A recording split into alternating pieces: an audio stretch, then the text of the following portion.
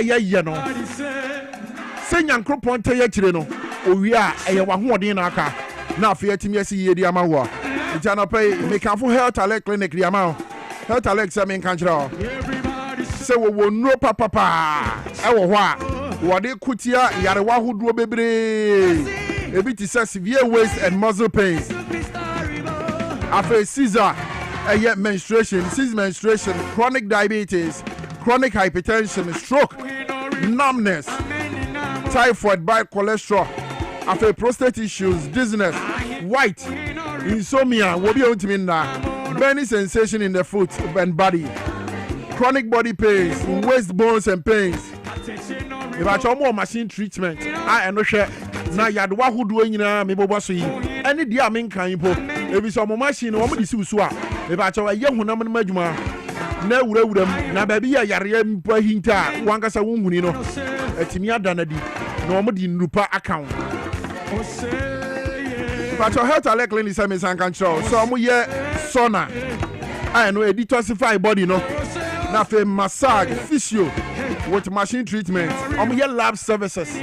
Bia wo hwehwe wo pe lab bia ya ba cho health alert clinic so be ma bia ya e da mo de adwuma aye joda copy fiara wo bra about 7 am copy say 4 pm bebo so no super mama so be hu health alert clinic e wo Madina Kaswa Pokuase Ashama ana fe takrade numbers are betime nya health alert clinic so enie bo mo de na frɛ wo na fe ji wa ya hwɛ 0242 518 893 0242 518 893 and 0242 518 865 0242 518 865 now for health alert clinic and bombarding na woman and saw yare ebraso akra kofi da ko atenase what the ayeko wakata no emu pensim nsem eko ba be so akra akwaba yanu abrempon na mbom tiden yesu adum tie na joda mi hu ye papa na ye Monday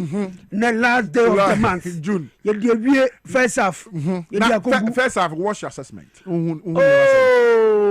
ewo dem mu ewo amemwo mu say Ghana ye we dey say lovely lovely so first me di JM ni first 6 months atutu akufado ni 4 years hu bu a wa na 8 years away dem no kware ye ba ko pe no kware no eye ba ko pe mi se no abranti bi koto fuel petrol 20 Ghana okoto petrol 20 Ghana pe na nkasa fa a gallon o share o be si ye petrol 20 gallon 20 cedis ni doso agbade nyankopon I say akufado wato akufado tawato 1 gallon akufado amebu yento ngoso Ela gosto go akrata do. E be kom, una obisa masem na kofa bai.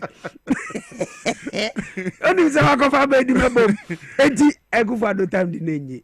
Oh, me share 6 months. O share system Ghana for omho adwom kakra. Yo. E wo fuel aba from uyi fuel dollar. Yo, uyi fuel no kra tu nchenga. The stability of the electricity. Yes. NFA ushe goods and services. Any Nyaman kitten be a kaka. But cement, still cement price in call from you. Cement won't call from. I think the minister responsible for trade and industry. Ura Samsiahin being a deputy minister now. Yes. They have to come in. Yeah. Yes. They have to come in because we share iron rod. Yes. Still Nibono wasro.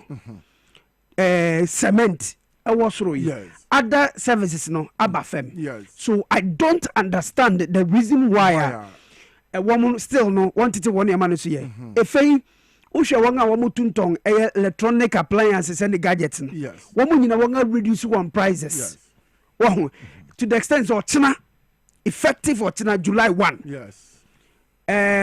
Data hun sense telecommunications ni nyina koto data ne ade no so ne bo no ebeba fam sara ebeba fam na na increase sa o data na obeto a so if the executive legislature yes judiciary won fam de se ne ma bo beba fam na cement iron rods and other things ni bulu ma fam here yes na dollar no so na hoade na kofem na see the news gaining some strength yes it is just right say the sector ministry like trade and industry and agribusiness. Yes. Yes. The producers of cement a year or companies. Mamimbo the gasem jata cement any bakubia nana woman no woman shall diamond cement no yen shewom because at the end of the day so one until so me dan ako cement no sidan akrayam and one autonton sase no so one so mate on better so and ko wan krata den sem de twegu wom lovely obrempo wa kan say dia mani ejema me fiase me di daily graphic ene be fiase ene joda no pe daily graphic ko hwani mu a ene won ayade bi mani eje papa eti Peter Fatu so ma me lovely me nuano monen ye private state ye private state eti uyade na ye meka wanye ni ye nso a ye beka mo sanity send you the professor na jeno poko agima to anim kakasa weekend wo KNUST come this is the government of the day. Okay. And this is a state-owned a newspaper. Yeah, private a state. So, and just a government won't interfere in public varsities. Yes. Vice President. And I know, and now walk a year. Ishemu Suronko. I will come in Chromas Pomo Wokumase. On the Eswatini, Wong Heneno, Ogusu Ghana, into Wakopumo Santimantemo. And now. Oko ena woye eye hyiemu soronko special congregation ena woye ewo ho ena otunsa frɛ omanpanyin abedi kire so make kasa wase wo so educationist yes enti okoi ena ko kasa me ma me dida kasa ye kama na na asem ba ko o say ubehwe ne bia na universities one councils and as management wo ho wo ho a obeye adwuma no na bank din hu for bia te say wuti we ne bia no ye vice chancellor bi wo be sha okete obrempo fa ha o ye say ma mi say debi you say insisa krambo biom wow abang interfere in any university, be private or public. So, omodi omo power mo, omodi omo tumi. Obi anya adwuma ne said yes. Ene fe mu pe niam keten so ababua mo universities ahoro abang de bema mo. Umpe yi na opeden. Abang a otini manfo ase. Abang a ohumi se ni manfo oba ese oriba besom. Enye so manfo no mesum abang no. Nti honom ena sa ishemudi no ba so o kwa me kroma so apom wo eye kumase ena her excellency professor Nana Jane Opoku lovely ajeman edin se me ekoto gwa ene daily graphic de aba wani ma ene fe kratafa to so ebiesa no etua so wo honom sa asafufo na no pay daily graphic e de aba wo kratafa to so du ebiesa page 13 o say review BEC to reflect new curriculum educationist and waka kire audience me atugo mbom waye kefunso almost demanding be different ewo ehonum panyi bia wa be ba na humesu ansem a ga kire say yes o ka kire bank say yehwe BC basic education certificate examination no se na hu sensemete no yehwe na yenya nsakira wo se na be ya a new curriculum na aba no betumi a reflect wo so waye kefonso so almost defend old one na ewo ho no etunya ye maintain sa you ha eti eno so ewo kratofato so do ebie so nya daily graphica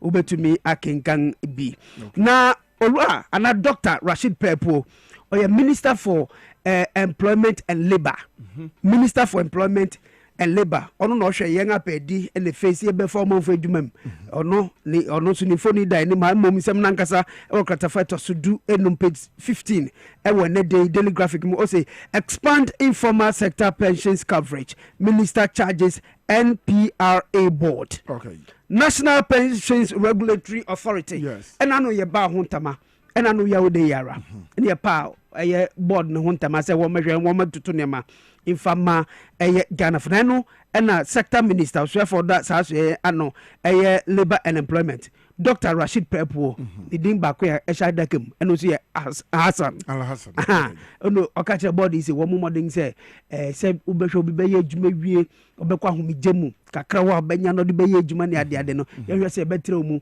na won a wo nya adwuma wa ban ma na say busumi wonye busumi adwuma nso so no wo mo so no ye ntimi anya bribi ifama oba call one penny fe we be do one penny if so we be adwuma wa ban adwuma mu like gwedifo won a wo individuals so your private businesses oh wow wo so no yes pande informal sector no coverage no mo so no sa pension scheme no ni enka ho bi enti yi ni sem afoforo bi ene day daily graphic edibai okay mamema poma chicheku ama bra now what is an nyame adome ho as always me that's pa na no me ho video view be na nkrofo bi de wo na mani age a wo no di ko na nsi asemo superstar ba ko and then times in the kitchen I no Ghanaian Times your bokata no ne kra me or say the most authoritative newspaper na wono foni a wetwa anopedia to the bokata ye ne Yera Emmanuel Makofi bo on na yeso afo ye hwe Ghanaian sase ne power do atwedi amponyankopon de adom ye so Yera Muntaka Mubarak wono e na oyeso afo hwe amanwen nsem so na Minister of Interior afei Yera ya wono so ye Deputy Defense Minister Brojaje Mfio no so ni foni wo de ato de bokata yi enim na nyina yetiawa wo mo kira sese ya paw secretariat wo madwuma wo be titu ye se galamse ni hu dwumade ye koso Ghana hanom wo mo na ebe coordinate effort a ye de ebe bresta galamse no ase krakrade from my Ghana munti won ma pass secretariat ni ho ntoma no mfoni ena no pe de bokrata we yi a wo de ato de bokrata na do na ka se enkonkwo ese nkrofo bi interministerial committee ekowi achi ne ho akwakoye ensensem bebrenti wo mo nkobɔ adwuma ema galamse no yemre no ase na akraka vi pasemi de ba ko bi wa ha ye no so wode source no kire se aban ebeyi 50 million Ghana cedis said ya massive de be National Research Fund no ye di ebehyimu na aboama enhwemu ne ho nsem so yetumi etu ho na mo no ye nsem ne bia Vice President Professor Nana Jane Opoku-Agyemang wode atudwa ya no pe ho asem ha na small scale miners wo mo eye adwumako ye bafo agudi etwa wo mo age tumi krata so mo etu bi wo mo de ne nkumankuma mu na ne wo mo de ato Ghana ye mampani Yera John Dramani Mahama enim se na dama wonye hwehwemu sanse ye ne si a power tax force so mo nwura miamia hodo na galamse yi a ekoso ne nhwebre nase nanso nkrofo bi nso so abefrem wo mo ye illegal tax force a wo mo nso so di wo ho anum bia se we mo eye adwuma ne fa no na wo mo nso so na mase a wo mo nso so eye bi fa de se no ne no mo kire se mampanin hwehwe saafo ni mo said ye be ya be hunu wo mo a eye adwuma nankasa ene wo mo nso so a ese no ho asem page 3 ewo the Ghanaian Times mu ewo mi ehwe ni mu se India Prime Minister na watchye mu no so beba ha nyame adma bukuada obeba Ghana hansra hwe ene ne ya wada so de ene no a ene temu ha Prime Minister ne no di nkita ho ahodo no watche Ghana ye ne India dwadie ho ensunsanso ene ba bia yakwa kodura no pay okọ page 12 Ghanaian Times ni mu a wodi emu nsem bia ba ne enim se Black Queens wo mo West Africa football WAFCON mo de ne WAFCON Women African Football competition no wo mo no nanka wo so mo bo na frase 2024 nenso nkrache se delay bi ni ade be mu ntia fi no mo bo no na no na sports minister Yera Kofi Adam se kire won mo se wo mo nko no mo nkote Ghana nim e mo nko ne nam ho saa nkohirihiri sebe wo mo to no mo nsa ma wo mo nko efa kruwa no efa emra enti anopense mweni afoforo bi na Ghanaian Times the Obokrata the honorable minister for lands and natural resources honorable Emmanuel Makofi minimum say ni abre especially ewo galamse sense so but lands commission oman na nimbre wo ho so okay oman na nimbre wo lands commission and some ekoso wo ho no nipa fa a ewu wo site nipa fa a ejina court nipa fan niema kase etoto omu nyina no mistake ni nyina lands commission yeah. Because asase baako nipa be 5 omu nyina wo barcode omu asase baako obi ekura krata obi ekura krata enti na no pa obedu court nipa asalai no case se wo court ni mu 70% yen asase ho enti lands commission no omoma research no ebi nka ho pa na e hagene enye national headquarters per districts nyina baby a yezo hagene akra hagene ayo mingo go yo nyina no headquarters one pita juma kesa I said there nyina kokokoko ebesi mpe ya nam say ya say infinity it is a headquarters so omototo omo niam yie ehye mmra ne se de niam ba ya adwuma o district a And imagine say even at a district level, yes, then we'll be in charge. Our friends are so no back at you no live so be in who be juma. Not monopoly. Can you imagine this? Mami for Daily Post international pay is illegal task force in seminar Daily Post the aba when him ha. Or say illegal task force clash with government national anti-galamsey task force inti mean cause and some numu pi ewo eye Daily Post myself who fry no pay Daily Post the aba okratafet also akron page 9 no.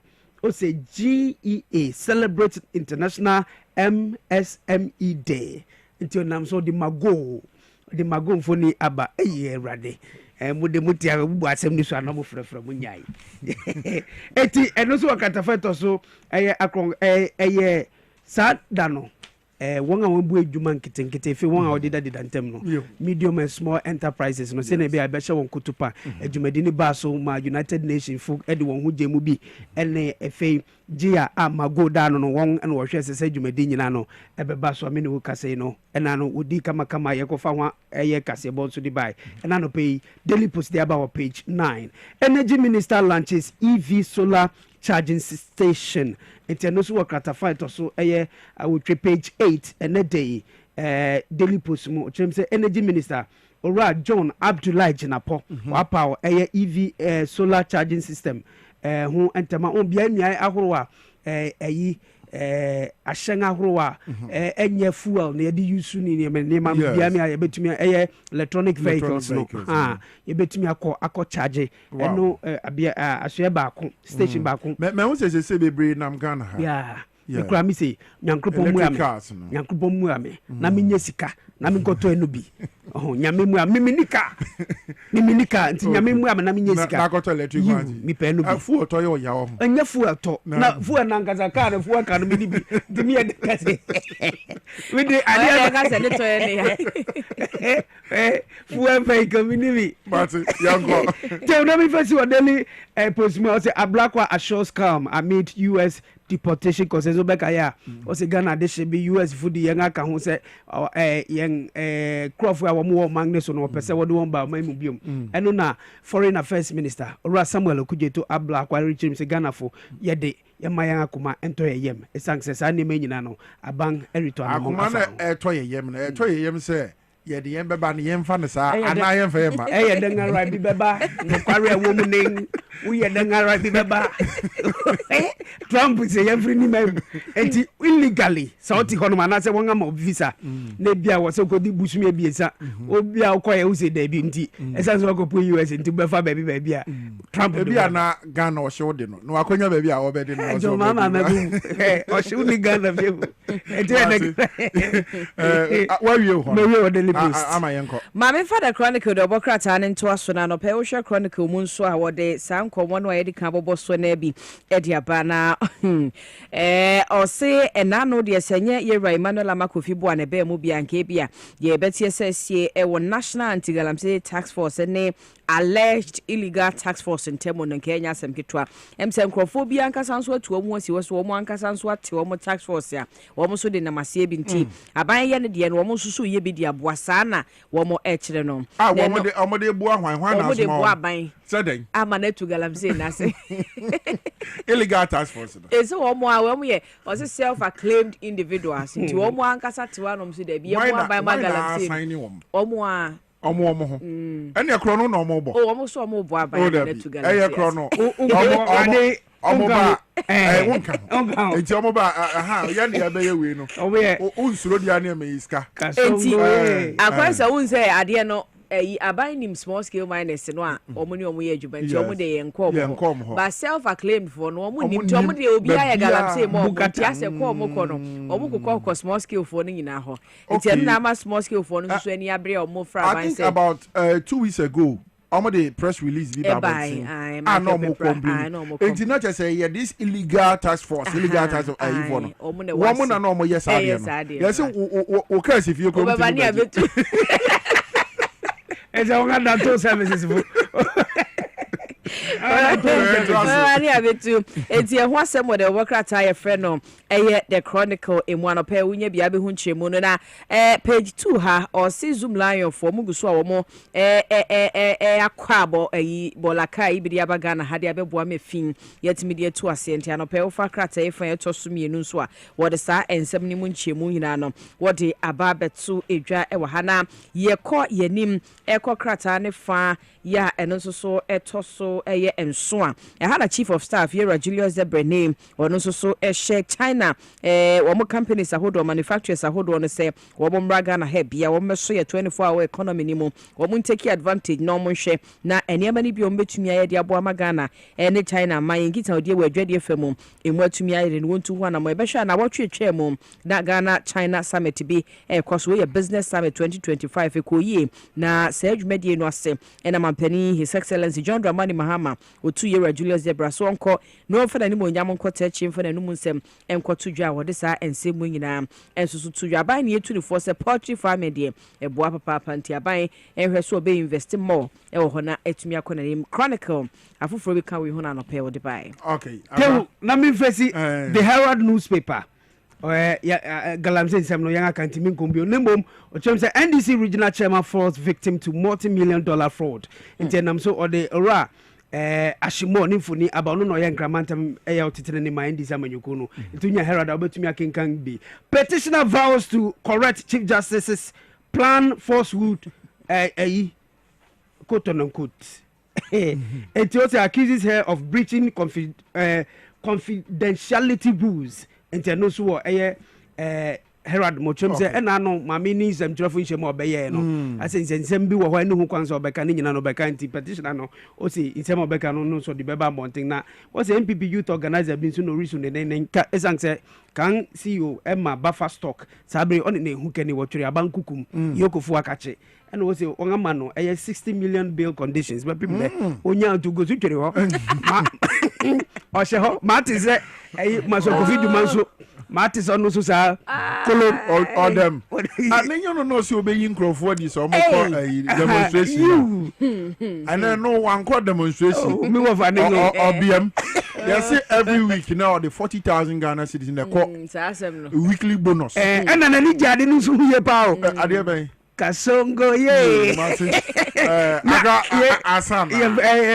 But and so ye that and na dance and prefer be kwa to abade apa. Obi obe president. And them Ghana Journalists Association. Okay. Mechanism pe. Okay. Minka sembia.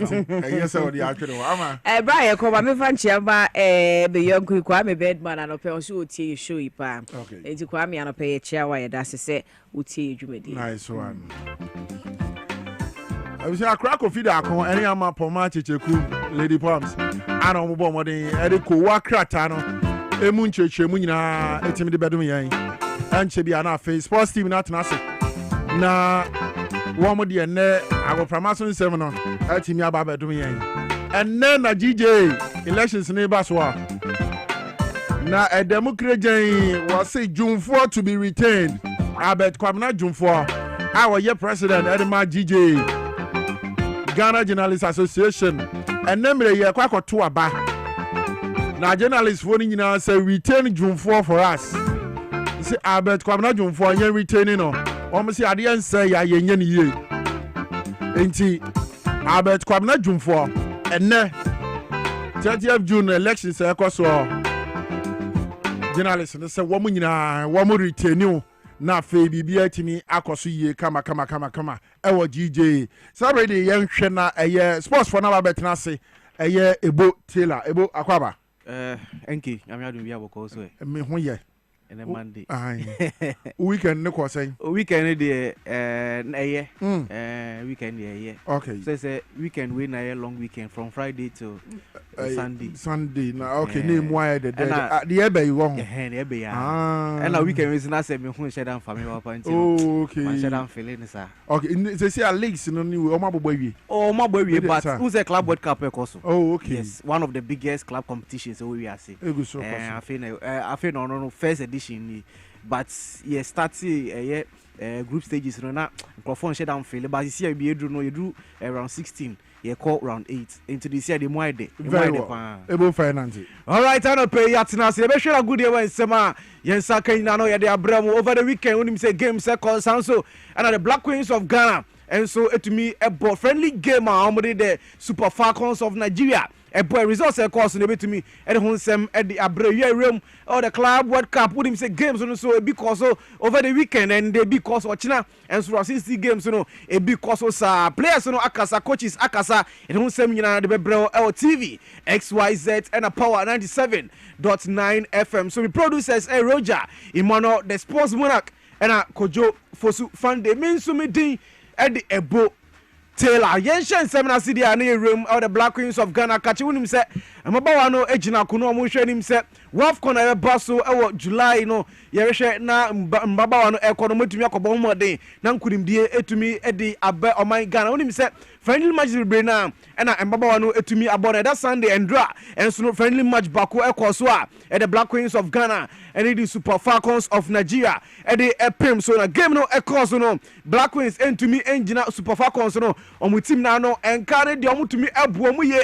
a couple polymiensa and the Black Queens of Ghana Kim last and Baba no to me etimu Bakwa de counsem and so at the Emma Baba one din at the Evelyn Bedu to me go no omun to me and answer go no 24 Angie go no sanso and Alice Kusia no so sinakan at the mother Black Queens of Ghana and so it's 8 minutes no to me at 2 atina at the ma Ghana to me enya a consolation go gamer and also no ye bono unim say waf corner Barcelona the Black Queens there share the say July 7 so and waf corner kasa there share say July 5 Morocco and Bontin as well ye show him say no one betimi akoye na Kim last and Baba no economy betimi abo humoden and so Ghana your group C mo ye South Africa Mali and Tanzania and ye wom na preparation there make say mano on my preparation pa esan say omoni Nigeria abo a friendly match omoni Nigeria abo friendly match omoni Cote d'Ivoire Mali any country be na abo friendly zinya no o pese omunya match fitness na mboko competition ma o metumi abo homa den na bibia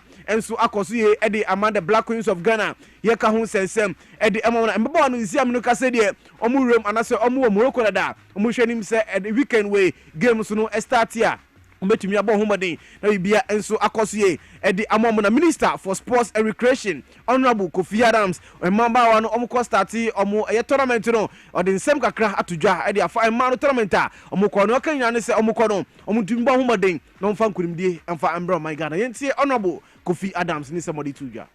On behalf of His Excellency President John Dramani Mahama and the good people of Ghana, I extend our heartfelt wishes to the Black Queens as they prepare for the Women's African Cup of Nations in Morocco, scheduled from July 5th to July 26th.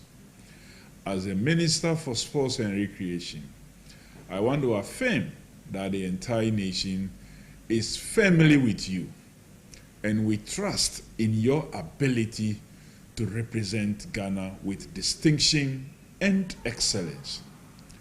This isn't just a tournament. It is a celebration of talent, passion, power, and at the forefront are our Black Queens, fierce, fearless, and ready to conquer. Please go for Ghana. Do it for Ghana. We are capable of conquering Africa and beyond. Thank you. And to know Honorable Kofi Adams in somebody to Jano Efa and Mabo and Wafkona. Omokobo ewo eye oman Morocco no mu hwe nim so omokono gurimdie hebetumi ede aba Abraham esanse preparation oman wi pansan so na 14 days before the tournament to makopie mu Morocco say ombetumi enya na preparation no motumi ene eye weather no ne pitches na ho ni nyina no etumi aye familiar nti the tournament na se a nkunimdie no Kim last ene mbaba no betumi akọ ede amom we ni ensema no so no ekọ so the Black Queens of Ghana and Honorable Kofi Adams no so ni somebody to John ye free na yenko eye Hearts of Oak female team no makachi Oak FC we him say over the weekend no omoni Sisamba ladies to me about champions of champions tournament and so na game no course no mamia the Mercy Togo sisia this season there we to me about no more the sense trophy e ba na akwamuni no to me agini nyina na champions of champions tournament and I say match and also no course no papa no and I say mame no to me echi Sisamba ladies ebo meka mienu a o men to me anti binti season way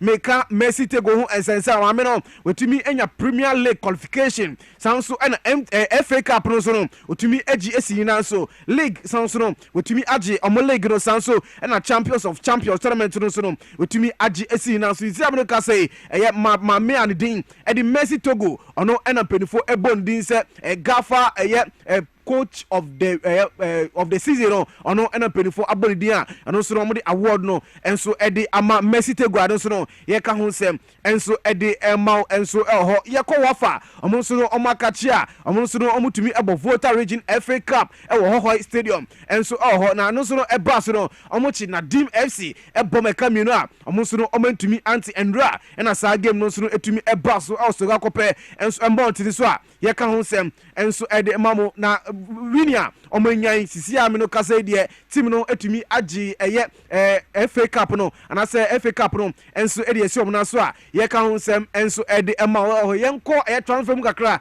na yen hwere no so no ekoso Ghana ha onim say transfer season no and say transfer window no ye bia teams no bebre na top players now so no across of folk bana edo musunti no I say players no mutumi top players na mo ni paid for kasa na $70,000 omo de no mutumi etuani nyina na efri ho dia e bia na ha to folk paid for e betumi a left ban no mutumi ato players and so na yen hwe coach the Prince George Kofi papa no onim say ono na wa qualify Swedu All Blacks the aba Ghana Premier League mu a omo hwe nim say 2025-2026 season no so no obetumi aboa na team no bibia enso akoso ye na coach Prince George Kofi penfo etumi man contract say wo boa ma Swedu All Blacks up to me a qualify ako the Premier League mu dia na ye ma contract na wetumi aboa team no for 2025-2026 season no team coach ni say on signing esanse new field na wetumi akohwe so no so betumi abon ho modern ho a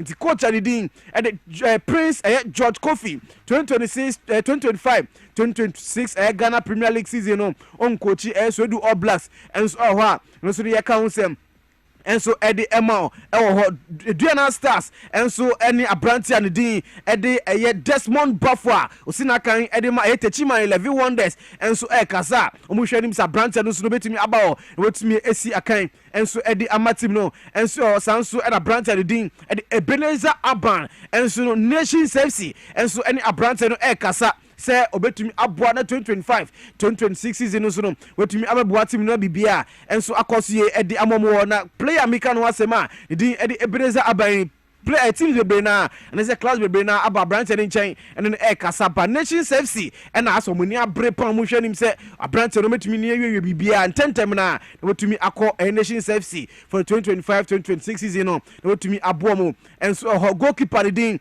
and Dwabo Ase Bonsu and also no any team a omudin and Accra Lions a party ways esanse team no Accra Lions isi ano omo say omo hwe say omo ye Premier League team na say Division 1 team biom na isi ano omo hwe say team no omo de ye academy na team no omatumi aboa na omatumi atiti players na omatumi aton entina brantia din edi Dwabo Ase Bonsu oni Accra Lions ewiwe bibia ano so make am edi emama brantia no etumi ebo ye Brekum Chelsea Accra to folk na asisi ano Accra Lions a wetumi ono owe bibia eno so make ho sem enso edi emau enso ho a bibia ekoye ho no yenko club world cup amone na yenhwe eno so no ekoso enso ho results ekoso over the weekend no yenfa ho sem enfa emamude wodim say weekend games a ekoso around 16 mo Flamingo omne Bayern Munich etumi ebo ewie no na Bayern Munich etumi achi Flamingo abom eka enan a Flamingo etumi etimu mienu nti zam no ka say Bayern Munich etumi a qualify the next stage of the Club World Cup competition mu no so no ye ka ho sem enso edi amamo PSG enso etumi echi Inter Miami Messi ni team no ebom eka pole enan ama Inter Miami entumi antimu bako kra na first half na PSG etumi ebo 4 goals no iram e second half no na Luis Enrique e ka che ne mrante ne se ye kasa ye hye go a e betumi ahye be 20 enti no munjai goals bebre na mo hye no na sisia no 4 goals ye betumi e maintain no eno sa Chelsea the Blues enso echi Benfica after extra time omutumi ebom e ka enan a Benfica etumi etimu bako no so ye ka ho sem e de ema musanso ana Palmeiras enso echi Botafogo ebom e ka bako a omuso no omentumi anti enso ewo ho na yenko Inter Milan onim se ende Inter Milan bebo omni Fluminense enso ebetumi abo a ye ka ho sem e de ema na onim se games course between Chelsea na abrantie bako a de Levy Colwill ono sinakan e de ma e Chelsea after the game no Levy Colwill de ne sem kakra etuja yenti ensema Levy Colwill e de tuja. I think we had the game under control until the weather break, and then we were sat in there for like maybe an hour. Yeah. And it delayed us, and we came out. We still had control, and then the referee gave a free kick. That wasn't a free kick, and then they got a pen from that, and it was just like the game just was crazy today. But I think we was always in control. We created chances even when we was drawing, and that shows with the scoreline today. We knew what we had to do. We knew we had to come out and win. We knew they was gonna have the energy back up. They were gonna have the team talk in there and get themselves psyched to come back out. But we knew what we had to do. I think if the weather break didn't happen, I think we win it at 90. But to win the game and to be into the next round is the biggest thing.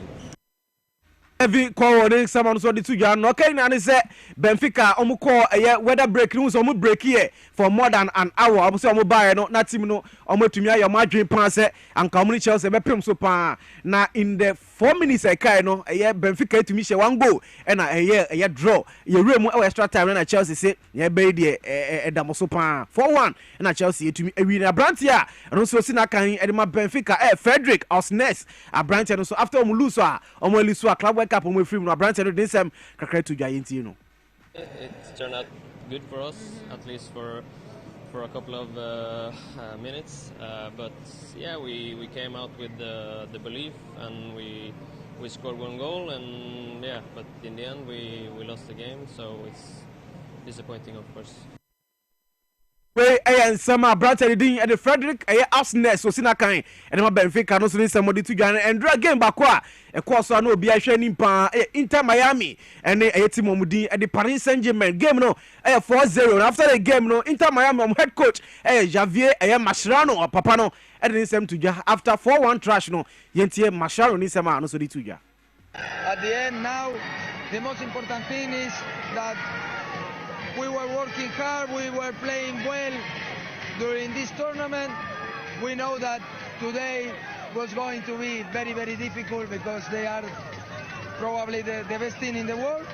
But the second half we tried to play, we tried to show our work, so it was good. Ashwaro ni somebody to Jana Luis Enrique and so a head coach manager and ma Paris Saint-Germain also ni sem kakra atuja unim sendra oshia ni former players Mascherano Luis Suarez and Messi mono oshia mo na so no tumi egbo mo 4 and so after the game no yenti sema Luis Enrique di tuja. I have to say great feeling.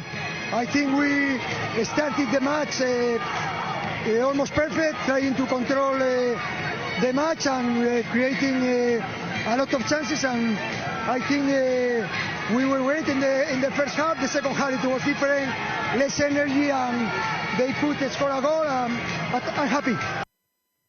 Yes, Luis Enrique no so no di tuja. Onim say the game back kwa e Barcelona Inter Milan and Fluminense game Barcelona 24 and FIFA Eddie atuja say omo ma free ticket Eddie akọ game no na 24 and I say other clubs on his ka say obviously club World Cup no say game we yankasa no enkrofo nkonkohwe into ne hia ne say FIFA free ticket no betumi Eddie ama fans no betumi afele stadium and no betumi akobo ball no ntino we Eddie seven so club World Cup no mu a Eddie ema mo yenko Tammy Abraham na kache Abrante no so sina kan Eddie ma AS Roma na so no isi America say AS Roma any team omudin Eddie Besiktas omo tekino omatumi agree term no 20 million pounds ɛno no ɔmo pie mu anasɛ apparently the din Tammy Abraham pie mu ɛwɔ Besiktas taking bond no so motumi agree 4-year deal and also no apparently the din Tammy Abraham a former Chelsea player no ɔkɔ Besiktas and bond no so for £20 million ameka ho sɛm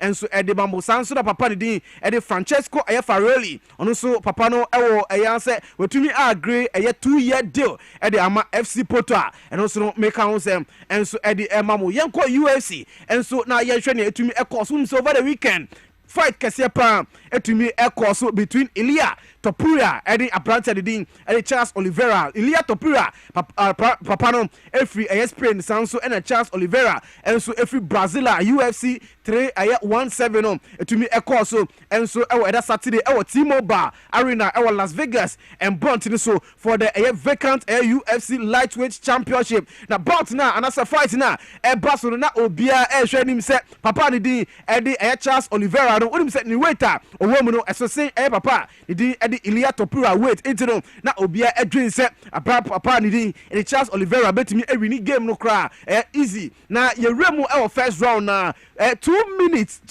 pe ɛna Ilia Topuria otumi ɛnoke papa ne din ɛde Charles Oliveira no so otumi age UFC light championship no etumi ɛde asiri nanso na yɛhwɛ Topuria ne record UFC ma apparently no 17 fights 0 defeat and so UFC ma isi ano eba UFC ma ono na isi ano the undefeated cra make am sem and edbambo so na 2 weight ono so no ekono ono otumi ekita fight and so otumi ekita titles 2 weight no so otumi akon UFC featherweight championship no okita title sanso and a lightweight and also otumi ekọ so that Saturday no so no otumi winning title and so the same ka say Ilia Topuria ono and after John Jones retired last week ono na wabe the latest okita 2 titles UFC championship puma and also no ye kan sem and so edema mo yemre no be edu no o say the agudi mu ensem no esia na NK otumi eto adwaware so the emami producers Roger Emmanuel the sports monarch and Kojo fosu fund me so me din edi ebo Taylor ye twa ye ho ye ba NK Obrempon eto adwaba so di amaye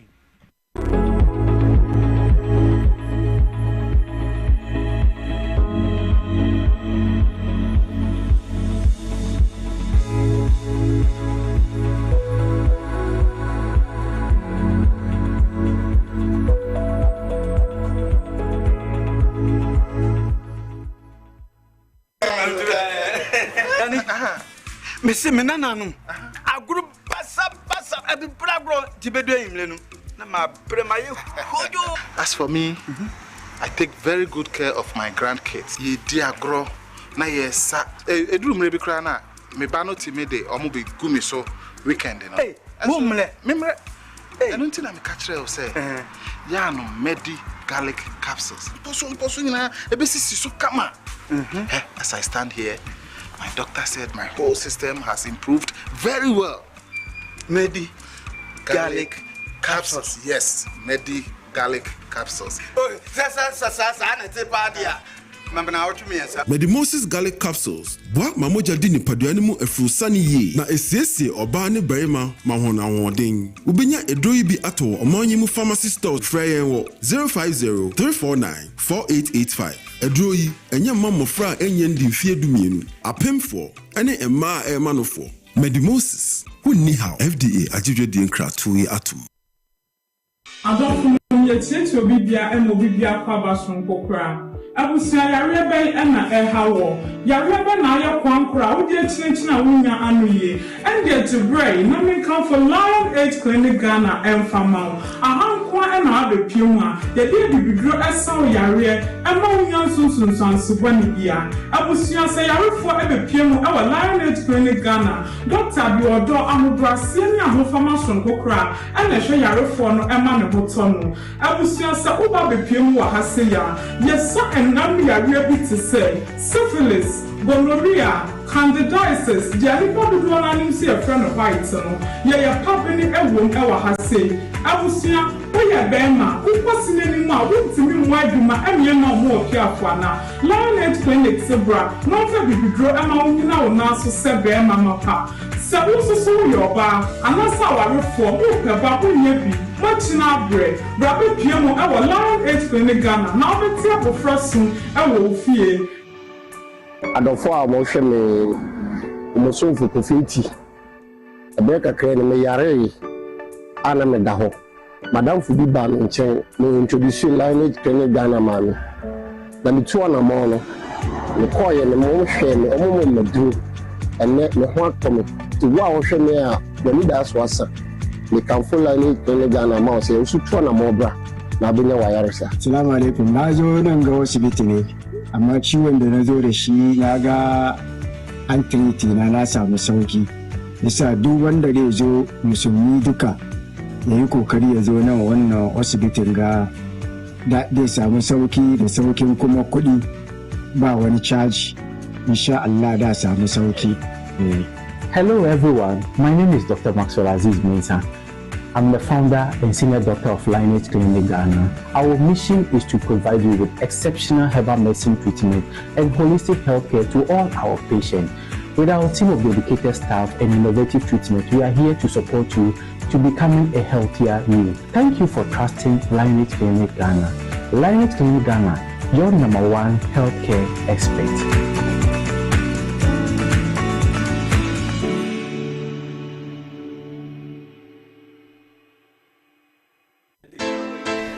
Mfitiasie no mene me kunu eware wo odro ene asumdue kwan so yawawe na chi no mene kwachu ba hotel pop pebi say be sepeyo.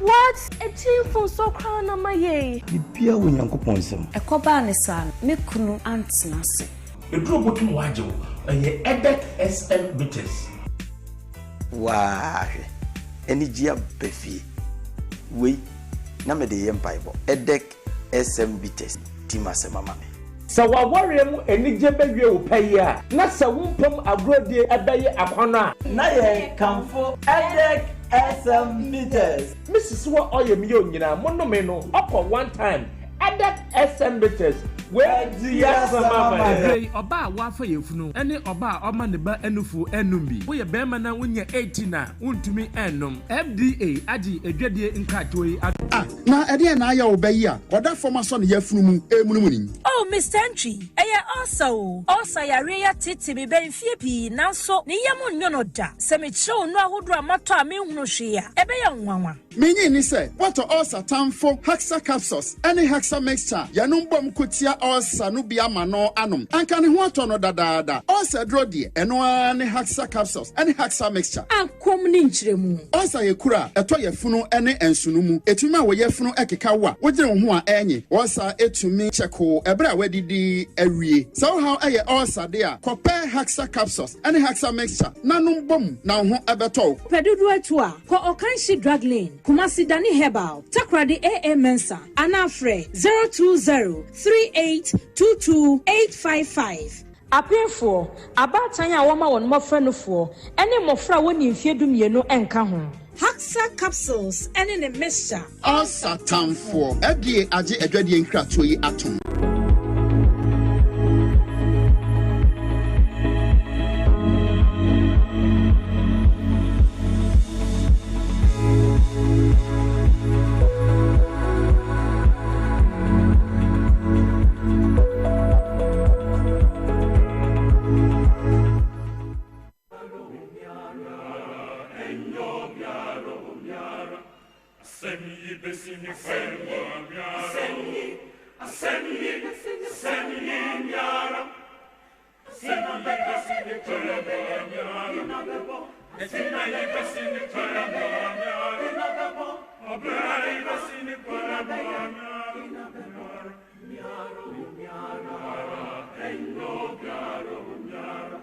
Abuja for Mamunyina Chema Makwaba Bioma de Dwabo Ase Jubedi so wa Power 97.9 FM na TV XYZ Yatena Sanu Pay.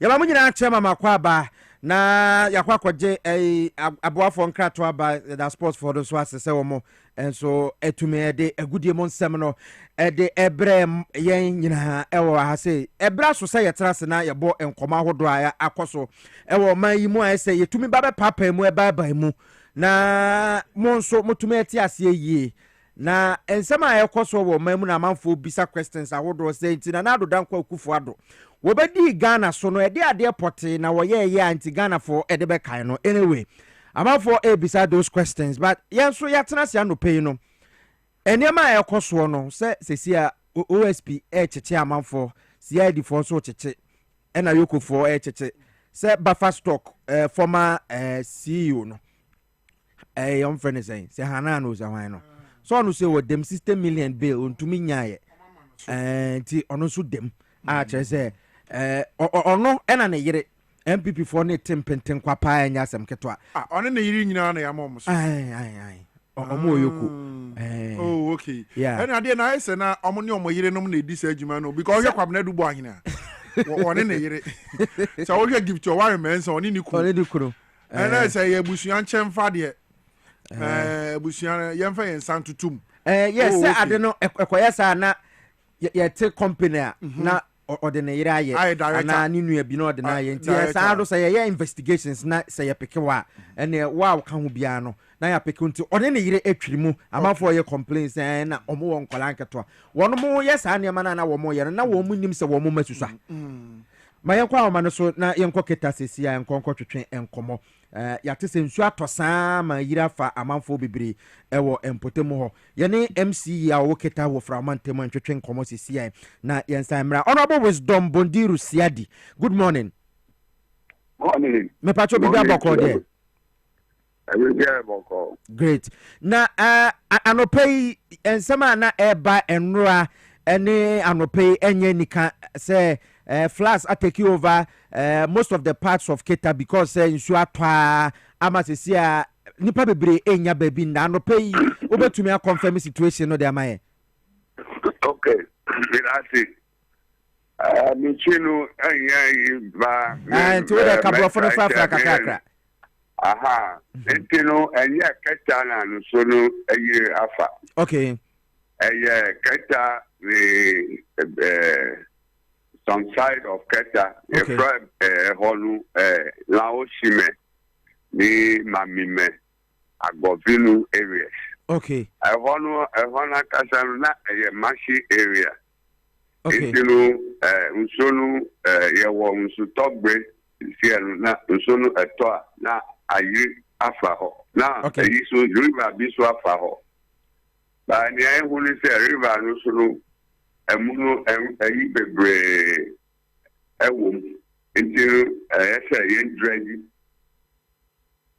yen dredge anase ye canal wo proper ebeji nsoro nti mi yiri efa so eko krom this year eni asini se usoro ewo e friend say it's in the town where you can cross to the next town. There are 4 adjoining communities there. And you can see that you need to cross the water, the flood waters, to go to the next community. The seriousness of it is that the school children have to cross the water. We are fortunate the residential accommodations are not affected. Then now it is only limiting mobility of the people. The people going about their private or the activities is limiting their movement. So what we did with the NADMO was that the assembly gave some money for the repairs of some of the canoes that they have already. And so they are using 2. Then one of our brothers also donated 2 canoes for them to use. So the school children, as I speak, they are managing 4 canoes. Dr. Jokoto also donated some money for 2 canoes to be made. The MP of the area also ordered that 2 canoes to be made. So within this week, we will add the new one 4 to it, to ease the burden on the people, to make mobility easier for the people. Another side is some farms have been taken over by the flood water. in the community there. So that is the situation as we speak. Now, say now will say ensure na yiriama amanfo no entumi nya kwan movie about their daily friends businesses no. Canoes no, how safe and canoes no is it here? Canoes no be na ya four hodana. Obo use it. Ya will say 4 no and to me juma another 4 member of parliament no and I Dr. Joko Tosu no that's how 4 no not phone say we are not phone at the record this week now call 8 it is 8 no oh say yem pese ye befa akodado do no so go kenunu intinu ye say 4 it is a waste time intinu say nyame boa say 4 no ko kan ho a na akoye 8 into 8 no they can use it to transport the children quickly to the school to save time. And then when the children are in the school, the community members who may be in need of the use of canoe will also use them. That is the situation. But in a permanent solution that we are planning to do is to dredge the river and create enough space for it to hold the water so that the water doesn't spill into the community. Then the road minister also visited the area recently, and there is a proposed bridge that they want to build over the river in order to connect the people so that they can create roads, proper roads in the communities. Yeah, so that is a long-term solution. Okay. We are the government is working at the moment. Okay, it's the short term no any kanuna modiato insurance so for the people no. Yes, short term is a provided canoe bebre. Umbe to me use some few life jackets have been given out. There are few, and so corona yeah we say omu be free to free canoe my bed dangerous na yeah the amount.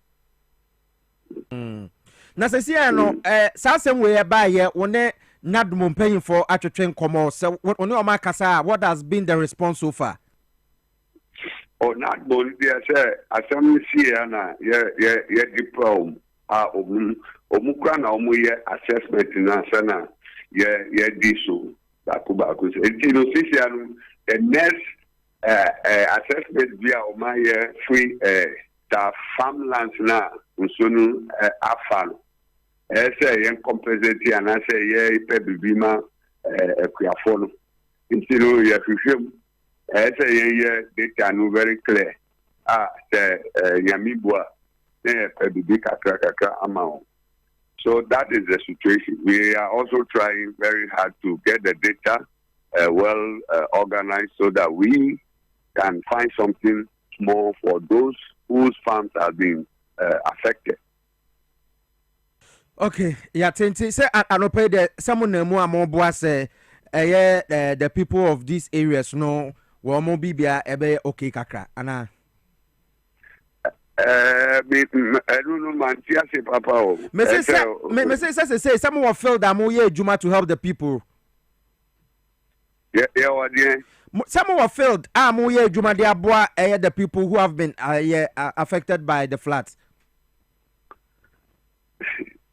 You say what help are we giving to them? They say someone failed mo boa se bibia be kama. Yes. I don't see na no mean far or medium no. I mean to me appelé ma benevolent organization ni individual sa to me abuano. I say appeal general appeal man Ghana for omo free also omo okra no. Omo ti omunifie ho na mo kakra bia omekum if there is any help they can give to the people there, we are making that passionate appeal to the whole country, those who can come to the aid of the people to alleviate the suffering for the moment, we'll appreciate it very much. Thank you. All right. Honorable, my angel on a kotwa ejuma woye eso. Thank you so much for your time this morning. Mirasi, baby. And then you are watching me, Katra. And yes, Honorable, Yankopon Kamohoni ejuma moye. Honorable Wisdom Bondiru Siadi, Municipal Chief Executive Edema Keta Ewo Volta Region. Ono, and I'll say, and then I to come and say, so no to talk, say, nano. Ghana Meteorological Agency for the statement by Chiremu say Ponokram Puno Eporo level no ebe kosurunti omo ye artisanal friends fishermen no they should be very careful nkebeya nka Friday Saturday Sunday no nka omontena fi ano pay minim the latest on that one it so na etoto ne de sa wo hwa map no so na nso mu na ohwa otumo se nso ne de afi na kese ne pa eba betonti we also have to be very careful. So to anya fe na wo kwa kona mu mentu ka na menjirejina ba bia nnua ewo nya se aduane bi hwan sa na anhwe ya atumi aba be prounty ye ni bedicate issue na chi bibia ni a we will get there and then see say a buying response or what the more no mo frana eco school no keta na esi omo na msio mo ko this is serious. Yes, so ko ho na ho no say ho na ye mpoano eti mpoano sa no keta nkasa na no kro no egu fa sei lagoon so ho onenane ma hu say nsuo afro baby nsuo atatai no doso ho ti say nsuo toto aso sa those areas need to me flooded me bi say nka ba bia mo frɛ especially omo nam no bridge bia ni ho betimi akoso ma dabi bridge ni ho afa na aban ne say in a long term no opese o hwe na oye bridge but menye sure say bridge no wasem na e wo sa budget aban we e de buy LDC ano ho I'm not sure but they be going forward no e bia na say yewura kesela to force na parliament bill ma e bia na the next budget na bia na wa capture media budget review no and now say bia early next year ehun behia so okay ye hwe video bi o esamaka se kwan no so abofra bia no ni nu akọ school o de na se na chi a na omonam dua bi abu ato nsuom afie we ya afie we ya eno mate so mo ye aban react o mo ye future leaders so we president MPs MCs and omonam se nsuo yi mo bibia betimi asi enti se de wo kan no se media budget ye betimi afactor no makoketa ho a se de nsuo wo ho a ye nyina nim but at least baby a mo fra no be fa school afa ba fie ni de betimi the bridge kakra bi aba ho mo fra no be fa so a because I think se beboa very necessary because canoe yi ebi won so utimi se timi dane sentina na make senti how safe are the canoes yes and no sentina wo ma pe life jackets de aba no but no so nti not before betumi a na enyo mo betina canoe mu nyina le betimi nya life jacket ni bi a but empanyifo ho wa mo hwese canoe no betina mu na da na butu na me fine unso onimu nso bro because enso ni ukrom enti empanyifo hwe na omo nyema mo fa no hwe na ukro school na obedu na mu a how do you even study omo for say cha obedu school mu na tese wey trauma because obedu na why confused o kira na de kra enam na so anti obedati awon no kra wo kra san de no no de abet ni ho afọ amafo bi bre o ano dey it's not nice omo hwe na omo nye bibi mfembo a omo it's not nice we dey ano dey na tade nyina afọ ayi ni mpabo akuta na be that I school them with so be say so ka bi o wa na awon so ni namu yes bibia betimi asi onsuo num se de nkola ne nam musa because baby a nam nsuo no ase anya flat sa baby wo ha monchi bonka utira nye ye na sa ochiremu a ebetumi do okay so say anope omakọ ho a omo ye ho adwuma nti I think say omo pempanyimfo e wo nsuo no side and side na omo hwe se nkola no ebetumi atara kanu no makọ school ti se ne etie nti eno ensem eno no na ye ka ede afa eye acheche na ekoso no Ghana for bebre na nsama wono mo eka ne say it is very necessary so far and just this weekend Kofi Juma wono eye former MD Edema Gihok obi oton apetesi boka enso na weekend bia wo kwa age 40,000 Ghana cedis 400 million na what Friday bia eno didi weekend say why adwuma as MD Dima Gihok enti okọ Friday bia no a 400 million so ya be 40,000 Ghana cedis addition bottom ko yeah ni nyina aka ensem na ya tete se ne nti a ɛyɛ national security for and say aban mu mpanyinfoɔ atumi ato wɔn mo nsa afrɛ no ɛna car ahodoɔ bi nso a car bi a me na mete yɛ say say Genesis G90 o say den yɛ say car no ne boy $100,000 $100,000 no ɛyɛ more than 1 million Ghana cedis so na ya to car no na wa use na wo kofia na ya to car na ma 4,900 na iPhone kra yɛ sɛn car na o use ye no wa bon auction 4,900 and something iPhone kra ɛyɛ sɛn me phone be jima to me nsa ɛyɛ ni hefo ana odi akofie car yɛ to ne $100,000 no wo de yɛmfa ne sɛ car no sɛ Nana Akufo-Addo buy 2017 ɛna yɛ to ya ɛna yɛ use car no for 8 years kra car yɛ $100,000 no wontumi nka sɛ car no pɛ na metie pɔyando a wo kyerɛ sɛ car no situation no na wo hwɛ na ɛsɛ sɛ yɛ auction naira ɛna ɛsɛ na car no ɛnyɛ fit for purpose na sɛ ɛna nipa na ɔkɔtɔɛ no yɛ kyi ɔno nso because sɛ wote aban sika kɔtɔ car $100,000 US dollars na enye papa na say you car no dan say car na enye papa nti auction a nipa okoto no he has to be arrested afi na pese Matias de enti a the former president of the republic John Ejekunkofo afa Kennedy ata Kennedy so abe reveal di a Ghana fo nyina say bi o ata Kennedy ne te na wo so was what njo no abeka say the former president John Ejekunkofo essay Nana Akufo-Addo the former president on so omepa Ghana fo nyina omodwa na wonpa Ghana fo achew because won muman ni ye late akachi ye hia sabre because tie ono anga so obu man be pem ne onyi ntum se wa bibia mfonso bia enti Nana Akufo-Addo babon tin se si akra be pache wa enye ono no pa chew na mum unhu remorse bia dabi ebe gina the former president Akufo aka no so nkrofo bebre so ka say etina the former president George Ekunkofo onim said the memo ankoye e wona na Nana Akufo-Addo ene baomiase ana osan so baomiansa gina simpie so say anka Ghana fo nkoto abama na ona ko enti ehwo na ya say former president Akufo odwin the party no ho ese na oman no because say ya to abawie ankoye amam bi before enti ene sabre die na Nana Akufo-Addo emepa Ghana fo achewo afei ana wahunu say Nana Akufo-Addo the former president any Alhaji Baumia amemu omu bebu ina nkoyi ana ekamia say Nana Akufo-Addo any ne appointees wo bia o appoint no mo seda committee say munko wi oman no munko wi oman Ghana ayen some assistance na bigina so dey account no exactly because so sure for Juma asem we ya amo dia abanu no and Ghana for we ye ni mo mbio omasum ensema eba be dead no me say the MPP aban na ye no at that time na siga wo he Ewurade Yesu Satan na siga wo he siga na ye aban adwuma eku a wono na eso hwe state enterprises ni nyina so no ohunu say wono mbeye ne ma papa papa ya na oye information minister Okofo Abresuka on friends asabi ono na o siga em say later na dombodu so ekwohye ho se den na wo mote ho ye den a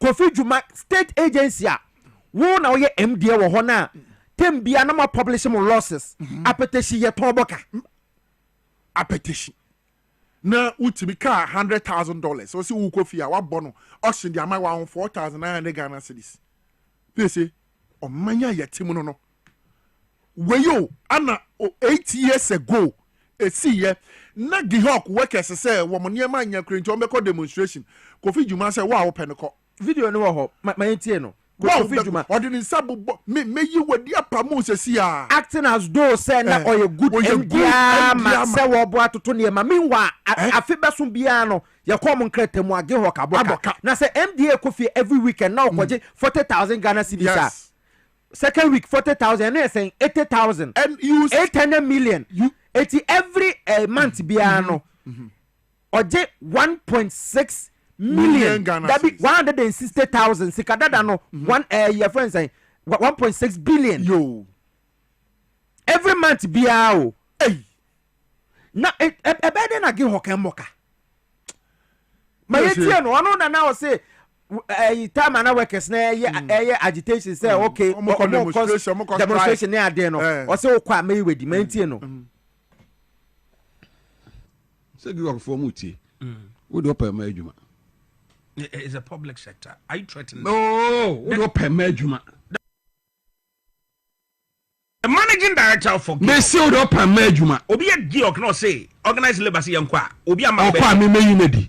Hey, Kofi Juma. Me am yira me tie ka no. We don't pay ko. Obi oya Juma Georg say organized labor say yanko. Yes. Okwa obi yinedi. We yinedi. Ko ho de kwaju pay. Are they not part of organized labor? You need labor laws for Ghana. Your labor laws? Yes. So what I say. Won't me man say we go strike because case can buy it. What has it got to do with Georg? It's a national concern. National concern, let it be national concern. But not Georg concern. Georg is a government institution or? No. Ghana. Ghana for yes, and there are rules. Until be te now one ye na ne kon ye ne ya no sorry ano or barbe kika someone na musumu di achire no pako no mo kra no go mo we see a time because enyansa phone good yo. Hey, and obi o ti use your best or organize le wo ko strike e yes the been very as enyansa de no ye me say enyansa for me na me ka bibia me ni mu bia fi asem me fi asem. Eti wey Maxwell Kofi Juma former KMA boss Kofi Abreso ena Akufo Addo baye so oye na danfo ena ode apetesi ton se ne nsa ewo Georg ena afei so okotena ho wo ye we nyina akire mu se workers no na chese wo intimidate you am so that they will not demand what is theirs. Yes. Meanwhile na every weekend na akwa kujira accountant so akwaje 40,000 how would they koye den every month bia na waje 160,000 Ghana cedis. Oyo penny kese ya yede ne kwoto aban dwumaku anu onkonkohwe ho na nieme nkoyie asem si ye no wo de wa na okasa de kire wo mo sa wo kesi na e wo ho na etimi ye adwuma na wunya 40,000 every week digu botom enam sa wo kesi so ene yede wo ye penny wo ho a aban sika $100,000 yede to car senka use se penny a do wo kono wa bon auction 4,600 o sa 4,900 enu 5,000 Ghana cedis. iPhone cry saying Samsung yes saying what this car na eko car ye turn $100,000 US.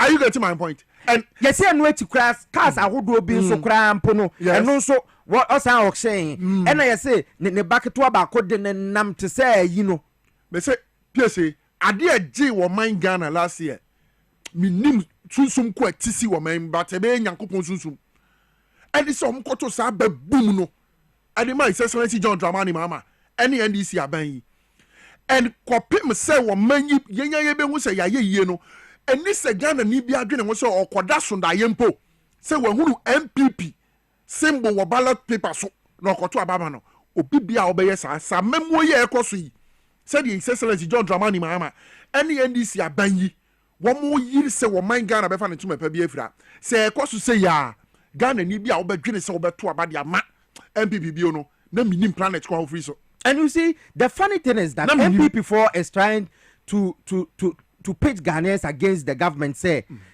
Robo Chechiomo because woman MPP4 one more equal positions e wa ban that dem na ban no. And you see, if you get someone like Poyando to be speaking on radio station from one radio station to the other, trying to tell Ghanaians say John Mahama tan MPP4 and untira wasuma amaya kwa kwachiomo na wan kasa weni ye ya yakwotoka $100,000 I no no ye adwuma dia na wukofe na wato no 4,000 eti crazy gina wadwimu ti asema make a cho no eperifo bu bebi o say waduro ho ye chinchi enya bewo won Poyando nin trosem wo gusu a wo ka asemba ya chi wuntumi wo se yoko for the bomb nyina ba ho ohun bomb akada ba ko pe obi be so mu say Paul wasem a waka nyina Paul prove it o man Ghana e ho na obeti wi ase and oju say yoko ne national security no omoko no oni Poyando ye ntimi fa ne bia na said ye ma wuntumi so ano wote from a wo kasa yen message bia na ho sa na MPP fo aka PS medical aka che say omo ye say omo betum futuro de agu Ghana fo ani na Ghana fo na wo mokoto aba no ema 1.7 million vote gap yes ufiri say wo magimi wo na say former president Kufuor aka o say so hwe 2016 abato no ba be hwe 2020 abato no dey compare 2024 abato ho a wo hu say Ghana ni no to aba no untimi na ada ne bieu Ghana ni no to aba no say wo dada na enye ye bieu ɛnyɛ deɛ ɔbɛtumi adaadaa no adwene no mu abie ɔdwene ho sɛ mekɔto aba de ma president wei mekɔto aba de ma aban wei na sɛ ɔba a me Ghana ni na makɔgyina awiam nsuom anadwo ne ahomakye na me makɔto aba no me nso memfa so a menya wɔ so yɛ daade mame kɔ ɔma no so mmra na yɛnto asɛm no so saa Gihok asɛm wei ano yɛnkɔda ne deputy MD ma Gihok maame Magdalene Nemele maame good morning. Good morning, Pastor Etienne. Nyame adom me pacho o send them no say me nya no correct. Pastor Ndemle. Pastor. Okay. Na anopay de boko former Gihok boss and I ne state security for afa no efa enema bi a oyeye e wo Gihok a na entwa kwan mu aye se omra meyi eho ano. Moba ho no na eho tesen yankasa. Pampacho Gihok in some day say Muamunim say before NDC I my by Beba Pawana a horse say dada. Gihok say Bidikai Etia a Tiafunina I will Mukasa Yesu. Yeah, so. Namachia Gihok workers name MD. Okay. Na na me pacho say where your baby understanding me Anna. But for baby understanding. Okay. Afena mahu. Okay. It's my kasa mobile no na sa ne ma ne bi e wo ho se wono mo amis manage Gihok mobile den e na mobeto yen e den so na matumi suggest dia kira ban se onye e wo empotem ho. Me pacho e ba Gihok. She ne Gihok. We go Gihok. Magina kasa fidie so emra bi etwa mu bisa me ho nsem adetin ya na wa makota be se ebe me letter se me be retract se makasa ohonye wa se ho but munyina mo be di ho adanse se ye papa kura be kasa e wo ho na eye me de se ene emra ne e kwa kodi ko fifa ho se eye ne bonify property nti no oye de ope but Medina fidie so na madam Papa John Dramani Mahama say na ni wo Gihok pa eno nti yenyina ye very careful yenyina ye careful by ye ya ho ondin betumi nyame ya adom a by the close of the year to next year no mama ye 2 years ye be siesie ho be fine ye papa say ye boso no so de na ho ondin beta ye ti ne siesie ho nti egusu ye but as I'm speaking to you Kofi Juma say goodwill Ede niema na oyeye ewo botem ho a wo ka se oba ho na waye ho basasa no yate se 40,000 bi every weekend bi na oje wa account edi Kofi obetumi confirm sa de na maye atose woni se emra ne ni didia ni se me kasa bebre but said ye mudi kan see na eyesa but de me kasa mo ne se de mo ti bia ye no kra wa se ho kra ye koye na wanti di ni office ni mu aden Wangana o say ogu company no kra ogu company no say si amene o ka say ya papa de 24-hour economy be by Gihok ye na ye di kan start be ye 1 month ni na ye 2 shifts in a day ye 24-hour production ni ka say ye warehouse aye ma with products Gihok products aye produce compound and almost half of the place is full of products. Enti nyame ya adoma Gihok bibia be ye fan ye papa ni wo Gihok pa enti ye de ya ho ni betumi gidi baby ye no kre Kofi Juma say ho pa baby wo mu say ya che no de but ye betumi aka ho asem kakra apart from sa sika no na wo je ne de bia no mempo de memete ye na ye say at that time no kra ye pe say ye pe A4 sheet kra e de akwakoye invoice na ade kra na wo mu nya bi meanwhile na what time sika we e de Kofi every weekend apart from that no e de biom na mobile amoba beto ya enkoyie e ho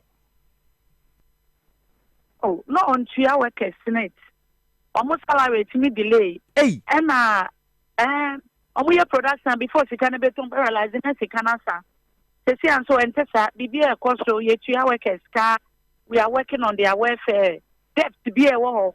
You better debt almost 420 million Ghana. Many will say, Ye Juma no more chin or court near Kotia Kakra. Ye Juma no more chin or court near Tia.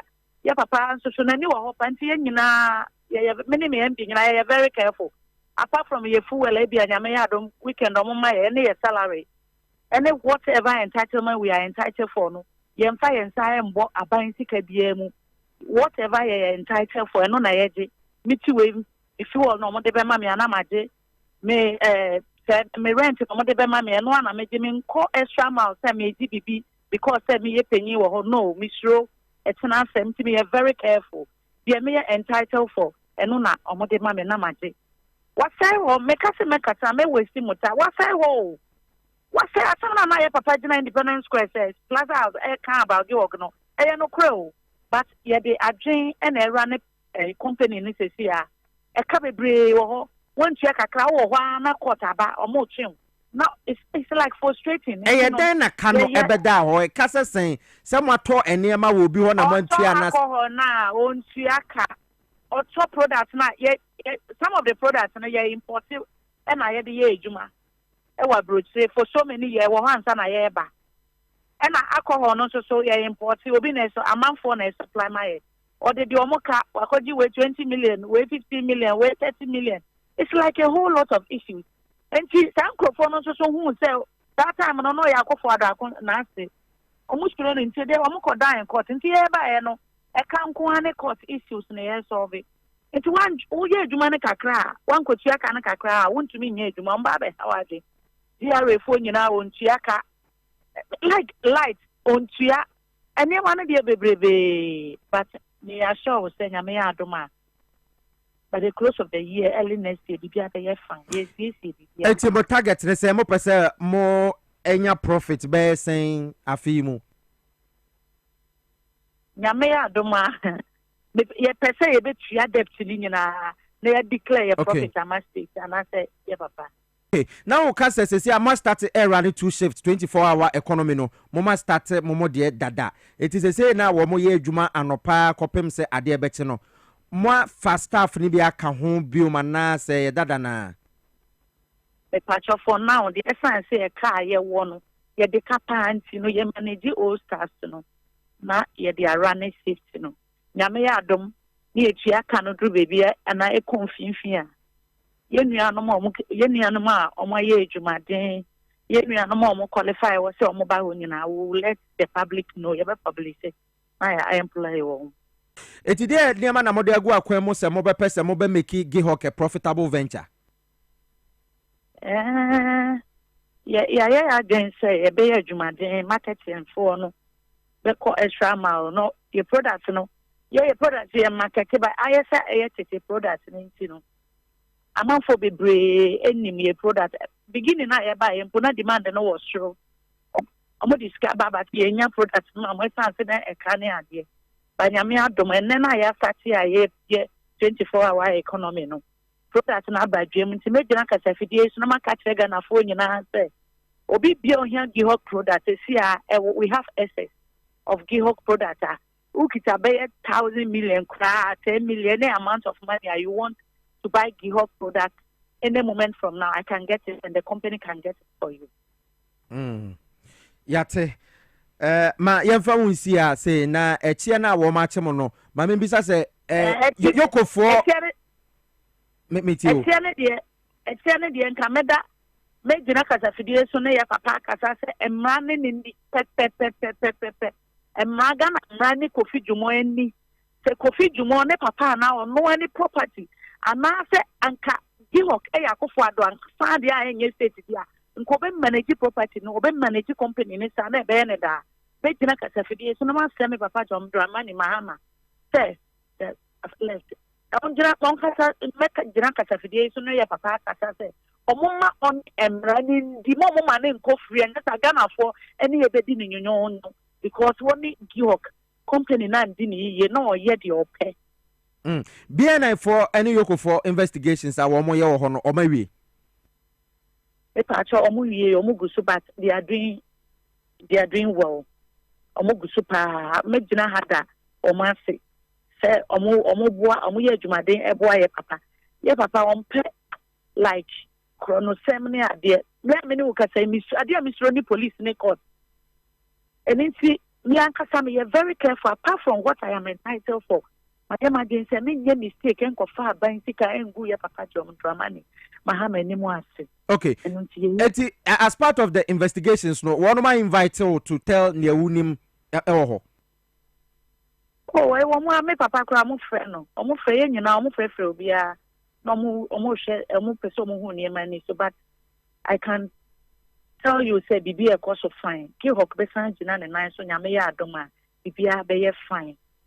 Mate, baby understanding. They say the deputy MD, Emma Gihawk. Congratulations again. Nah. Yeah, that's it. Say, Anopen, so when you are train and come on. Magdalene in Demley. Don't know himself any baby understanding. One and our acting deputy MD at the ma Gihawk distillery, so Ghana, baby, and a coffee juma one and our Casano. So I say the way we see Casa watch say, a man in the pepena, Utumus a rotte course war and that is why I work as a woman Sonny Painty, so she can't speak so much about a name I call her and yes, Abiana, and also affect the Wouldn't the NTR, I feel what the NTR, His Excellency, the President of the Republic, John Dramani Mahama say, Ghana ha, ya Nigia, ya bu. Asembia credi wa ya bu. Abraham so ba. Na ye credi ya na say. And your obrupa. Inti esi den, ana woton apetesi, eboka, free. Woton ji usika. Na wajaka over 420 million Ghana cedis. I mean, Mr. Castle Bridge cry you. On the two screens. Over 420 million Ghana cedis. Na Kofi Juma eja. Ewo Gihawk and we Ghana free was enko. Or continue fie no akoda because na ase any the former president of the republic. Nana say Nana free so dia ase oni mbe check akra. Sa. O se sa. What OPC dem can watch and Sanya me ekoso nyina onim se wo Ghana fo bi o ase wo mo defend obi tise Kofi Juma. Di ayi dia ekoso nyina no ye wo Ghana fo bi a party e from ani ni o makoma na media me ye sei ni enti dia Kofi Juma ye still kra no ohun se enfumso bia wo ho. Hweka Kofi Juma bog Gihawk. Kwabena na mesa krate some comments be say on se Kumase otakasa e radio station so because or your former KM boss you know. You see omo friend no ene kasa was say na so wabokro no e Gihawk ganti den. Yeah. Hey, Kofi Beka, no one hwe the one on ne omo ana omo se omo ko strike wo Gihawk no. One with the one of Osifani omo kasa. Also the opa come yi wadi. Say some abokro no a enti den. Company no fa ne say ene dia. Na se de che no. Yes o kan kwa na osre. Na na do de che no. O se Kofi ko fa ho so fa ko yeye. Enti na make say em se na dan kwa kufu ado. Ene ne appoint is nyina hia. No ka kire say ba bia me de mo ko to bi obi anwie sika. Obi anwie sika no nko.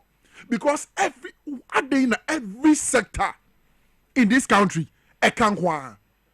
Enti na dan kwa kufu ado ni Alhaji Mahmoud Baumia. Amemu ombebu mfie nwotwe no. PSA o ma ntimi anye mfasodie bia. Ye ntimi enhu sector bia e beka say ahanom de wo mu free no o ma jasika bi wo ho. Ba bia be wura bia ye ka. Gihawk e ka, electricity e ka. Anyi fa ne yemfa wo man Ghana ha. Omuntua light bill. Ye ntua ko je Kofi Juma de bibia ni otua yo. Anana ase ye president. Wo ntua light obeti be twa ne light him. Eti Gihawk kokko kire wo ntua light bill no. Ano e ka da ho. You see just say ba bia obefa bia. Problem da ho.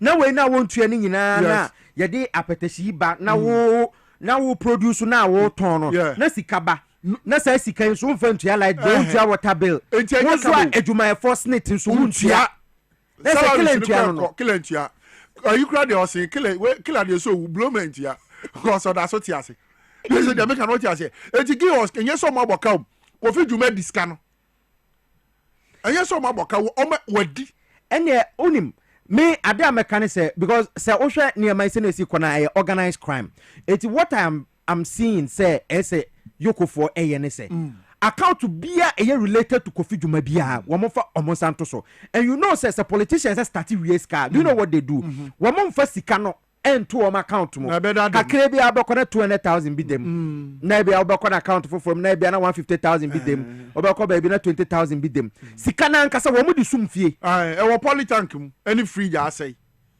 wo mo hihye no wo mu fie tu be bo ta bo ura na ye hard ceiling so ne ta hokuchu wɔn nye ɛyɛ muslim ne ɛdan a wɔn ntɛntɛn mu no obɛte yɛsɛ ofie bi wɔ East Legon na your friend is saying ofie bi si hacho ofie bi si chado ɛno ntremo edu weekend anadwo na watuka na wakɔ so bi egu nika boot na ɔde aba bebi ɔte eti bebi ɔte no so wokɔ akɔbɔ search a wobɛkɔ no ebi ana 100,000 pebi ana say polytank no so ɔmaka ɔmayame ye ho nti ɔmo fensi suro ɔmo tu fom a na ɔmo de wura fom de skaragum na green grass akata so ma yentie no biom Kofi Dwuma ɛsɛ ɔpɛsɛ otu eniema mu at that time I was say ma yentie no bisa aye Ramax Kofi Dwuma asem tie bi se o my Ghana e kwa ye tututu niema mu ni se ensan so bo no so no mu tumu anase gina fa ko ensan de se tum watumu anase me ye be ya tum ye be sa tum ensan de e ya Kofi Dwuma o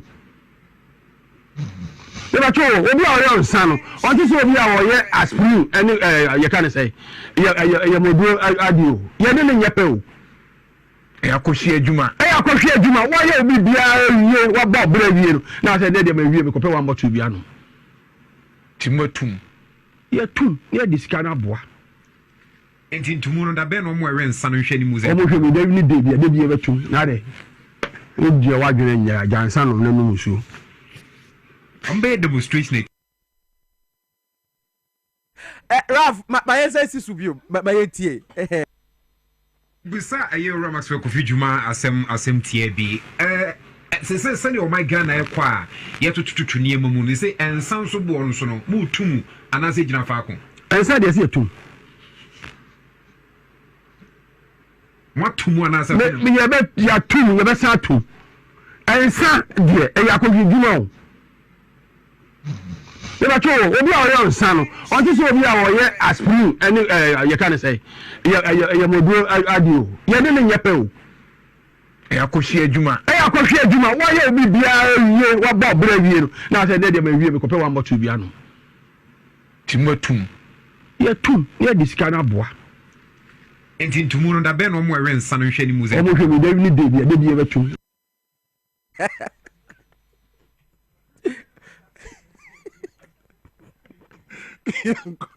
yes enti abayefo yi ane koda aban nyuma no maybe ti se gihok yese the work kana chese ensa no ya tum ya besa tum eti ye tum a ye tum no na aban nya mfaso eti sa mfaso no hye ne koto botum nti o monkoje enti ntuma akotum o gihok nyina no e se Kofi Dwuma botum otum na no oje sa 40,000 a week no na odi Kofi na odi akochele if you Friday Saturday Sunday na se ushia no Kumasi de a joint ahodo ya na otatena ehia so area ho ne ade na eja wo no ho awu watum ade age na Kofi Ghana enti omo ngi sika no wo no ho se oduru Kumasi e friend Kofi Ghana Kofi Ghana na se ya na ne kasa te ana oba sa no kasa da nyina da oyeke me boss no na esre keke obetu asem na mo say tum enfa no ho kra on yes ofa obi ho em say cha yes o mo chi no mpaboa kra ya mananhye bi next time ya de aban enterprise bi sha won sa you do that right say suban we ya profit be no betimi make dia magi hawk wa make profit no ba profit ne nkonkrata mu say akono no an ho private one wa me kasa ni fie bia wasi ni girlfriend fie bia mun ko hwehwe ho me ne kasa de emi humom matum na mesen atum o se o hwana ne board anu munsuo okra no mpara akra ka ona o tie ya ni nya o ne nsan timi mo awo but ye ko but asem we ya ye ke yesi sa wo we of one side no wa hwe ode na wa hwe ode why am I saying this the inquisitor do bokrata de aba sabotage frustrate Kofi Boy illegal task force derail gains illegal task forces derail gains and no yenim say yewura ama Kofi Boy atumi ate anti galamsey task force a wono mo ye adwuma mo pia for honorable Emmanuel ama Kofi Boy why ade but asem bi e kire madwen wo ha asem bi ha me abu koi eno na me pese ye ka Fabra Yanko. Greater Accra NDC chases Ashimore over issues with Singaporean. So issue where we can maintain no na menim say enye no kre. But krata yi di aba say chairman Edema any DC amanyuko e wo Greater Accra. Honorable Ashimore. Former MP at den time. Nana Akufo-Addo test was you on mpanyimfo ECG according to stories no. Eno okosia Singapore ni bia wono supply light ahoma. No say obema wono mo amano contract 2024 ni aban mu nya na ban na wo so. Okay. To me the papa yi ba Ghana ha. Eje ne $100,000 ba according to story no. Okay.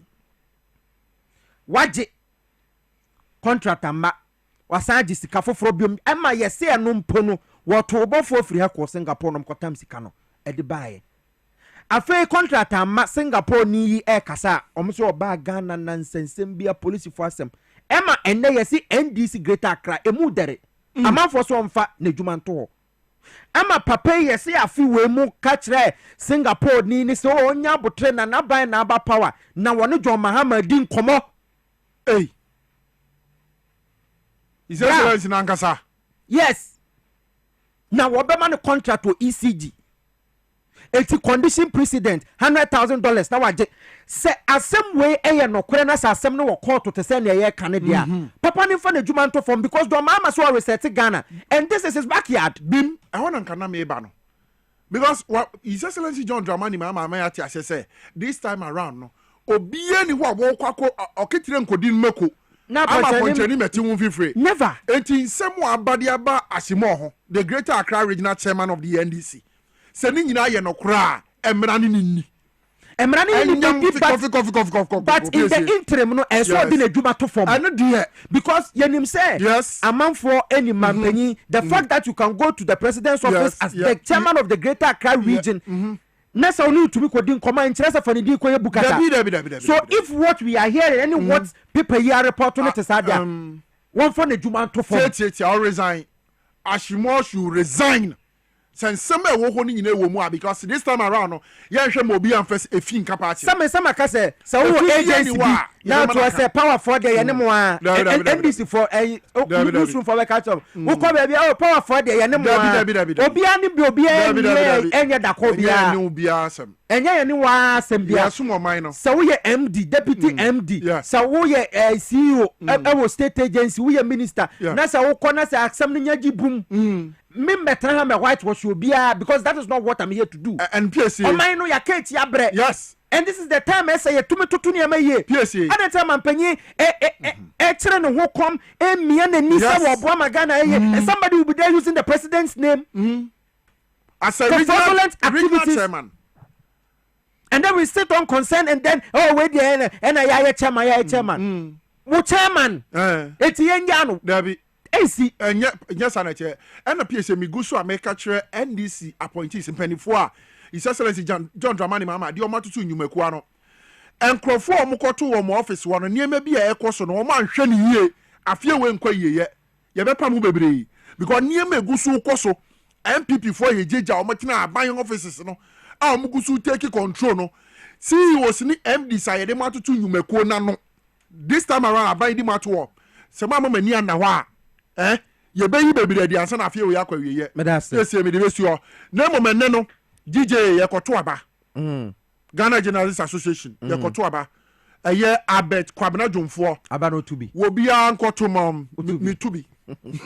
Obi ankoto ma Abet Kwabena Jomfo ye retain no. Me the doctor had a busy video no. And AC eti ye ma omo nyina good luck say one more ebetoto one more enema ye ti Albert Jomfo yama good luck Koneko boy Juma Farmer Ghana Journalists Association ebusha ya trust biom na ya di ya pomode ho enkomo briefly e wa ha say na true word for atnase mo messages no mahu mekenkan ni nyina emeda asem na ba pimpin wasini pe na maka na me come baby enti eno ano no menu abema na atnase opanyina kwa aba meje so hene no true word ahwe yete say oh nyame adom bibia ekoso boko na no na maami bi di moduro no ho adanse ma ne de no oso onom ye kama pa enti ye de ye besa ma okwan biom na ene woni atiefo ne ahwefo asa abonkomo biom ti simanson ye odia All right. Enti ene sabre nso yemfa entia sonko ema yahwefo ene yetiefo a motie yen ewo TV XYZ 10 afi Power FM. Na yakase True World Pharmaceutical Company Limited a mama eye Indian company kese a abribia ye ne mudi ehia ewo sa platform we so edi epom den ho nkomo. Aso ye nankasa ewo India na yenu a ye de abadwaman so no edoso na yɛde bia bɛduru Ghana ama Food and Drugs Authority a yɛnhwehwɛ mu ɛde afa yɛno no nyinaa ho agye ato mu sɛ yɛno no ɛyɛ papa ɛbɔ adwuma enti Ghanafoɔ ɛnom ɛmfansa wɔ mo ho ɛyareɛ na yɛno no abiribia yɛ kasa a ayɛ a na yɛdi kan ɛkasa fa anideɛ no ho mama ɛdeɛ nti na abiribia yɛ kasa a ɛno no yɛdi kan kasa fa anideɛ no ho ɛsiane sɛ nipadua no akɔ a yɛn kanea Nyankopɔn de ama yɛn ɛyɛ yɛni na sɛ wɔani kanea no ɛdum a na ɛsum aduru ɛwɔ wiase a woba yɛ nti abibia ɛyɛ na wɔm wani no ɛho asɛm ahia wo papa abibia sɛ woni wo bi a n'ani afira ehia ana wo bi a wo eye problem ehia na wo kana re ho sɛm akyerɛw a wote hɔ no ma wobɛyɛ mmɔbɔ esan sɛ obi ani fira upon the qualification nyinaa adwuma ho asɛm yɛ ne din because nipa na wo fo wo adwuma no wonim sɛ wontimi mfa improvement bi a ɛmfa mma na adwuma mu enti na abibia wo mo ani afira no aya na wo makoye mobo mi nyini se obepɛ so obekɔ akogina kwankyɛn ana traffic mu se wo kɔ akɔsresra de enti na wo bɔ mpaye na waso otwede mpo Nyankopɔn se ani yare de wo mabi meto ɛwɔ kwantemfida na mum yɛ kɔkɔyɛ nipa yɛ didi yɛ nom na yɛ nyini de enye dan a ani no na ho den ne bɛba fam enti mi pa atwa wo yɛ obi a wakɔ hospital na doctor aka atwa se wonya glaucoma anase pressure ba wani no so a abibia me catch your pressure no ba wani kusua no so a ekose entini kase bi a ekonete wadwen emotimi hu na de abroni frɛ optic nerve sa optic nerve no na ho ode ba fom a emase ne osi hu na de no so eba fom enkakran na se wampe eduru anoma a wani no eba bifra kra entena se ntwen ema wani emfira abreko a True World Vision Capsules ewo honom mama me paacho enuro no edoso odwaman so enti wo kwa a mankase Vision Capsules no nko a wonhwe ya ne yakokoyi adufufro na amaw yenye de no True World esoso enti kai na fa True World no esoso eye True World Vision Capsules me paacho ene de o TV screen no so no ubetimi do o mobile phone na atwa ukoba bia yeton aduro na yankoyi adufufro bia amfa amaw uyi obi a wani eta ye ohene opesa na epru nsu wani no aye kokko eso aye wisi wohwa ade a wunhu ne yi ade ne benwo a wunhu no ewa akiri nsu a wunhu no obi mpo ho a ade san na esumadu no kra ne ye ka ne night blindness no uyi obi a wo sa oha we a aduro ba ko a ebebo wo eye True World Vision Capsules True World Vision Capsules me pacho tie di ni yi aye fa True World no so Vision Capsules ne do so ewo dwaman so enti won fa True World na so na akoka Vision Capsules nko a wonhwe ya ne yakokoyi adufufro na ama wo obi a ete esi wani so ne yeka ne cataract no me pacho ete ne esi ani so a ebo ye nka ye nti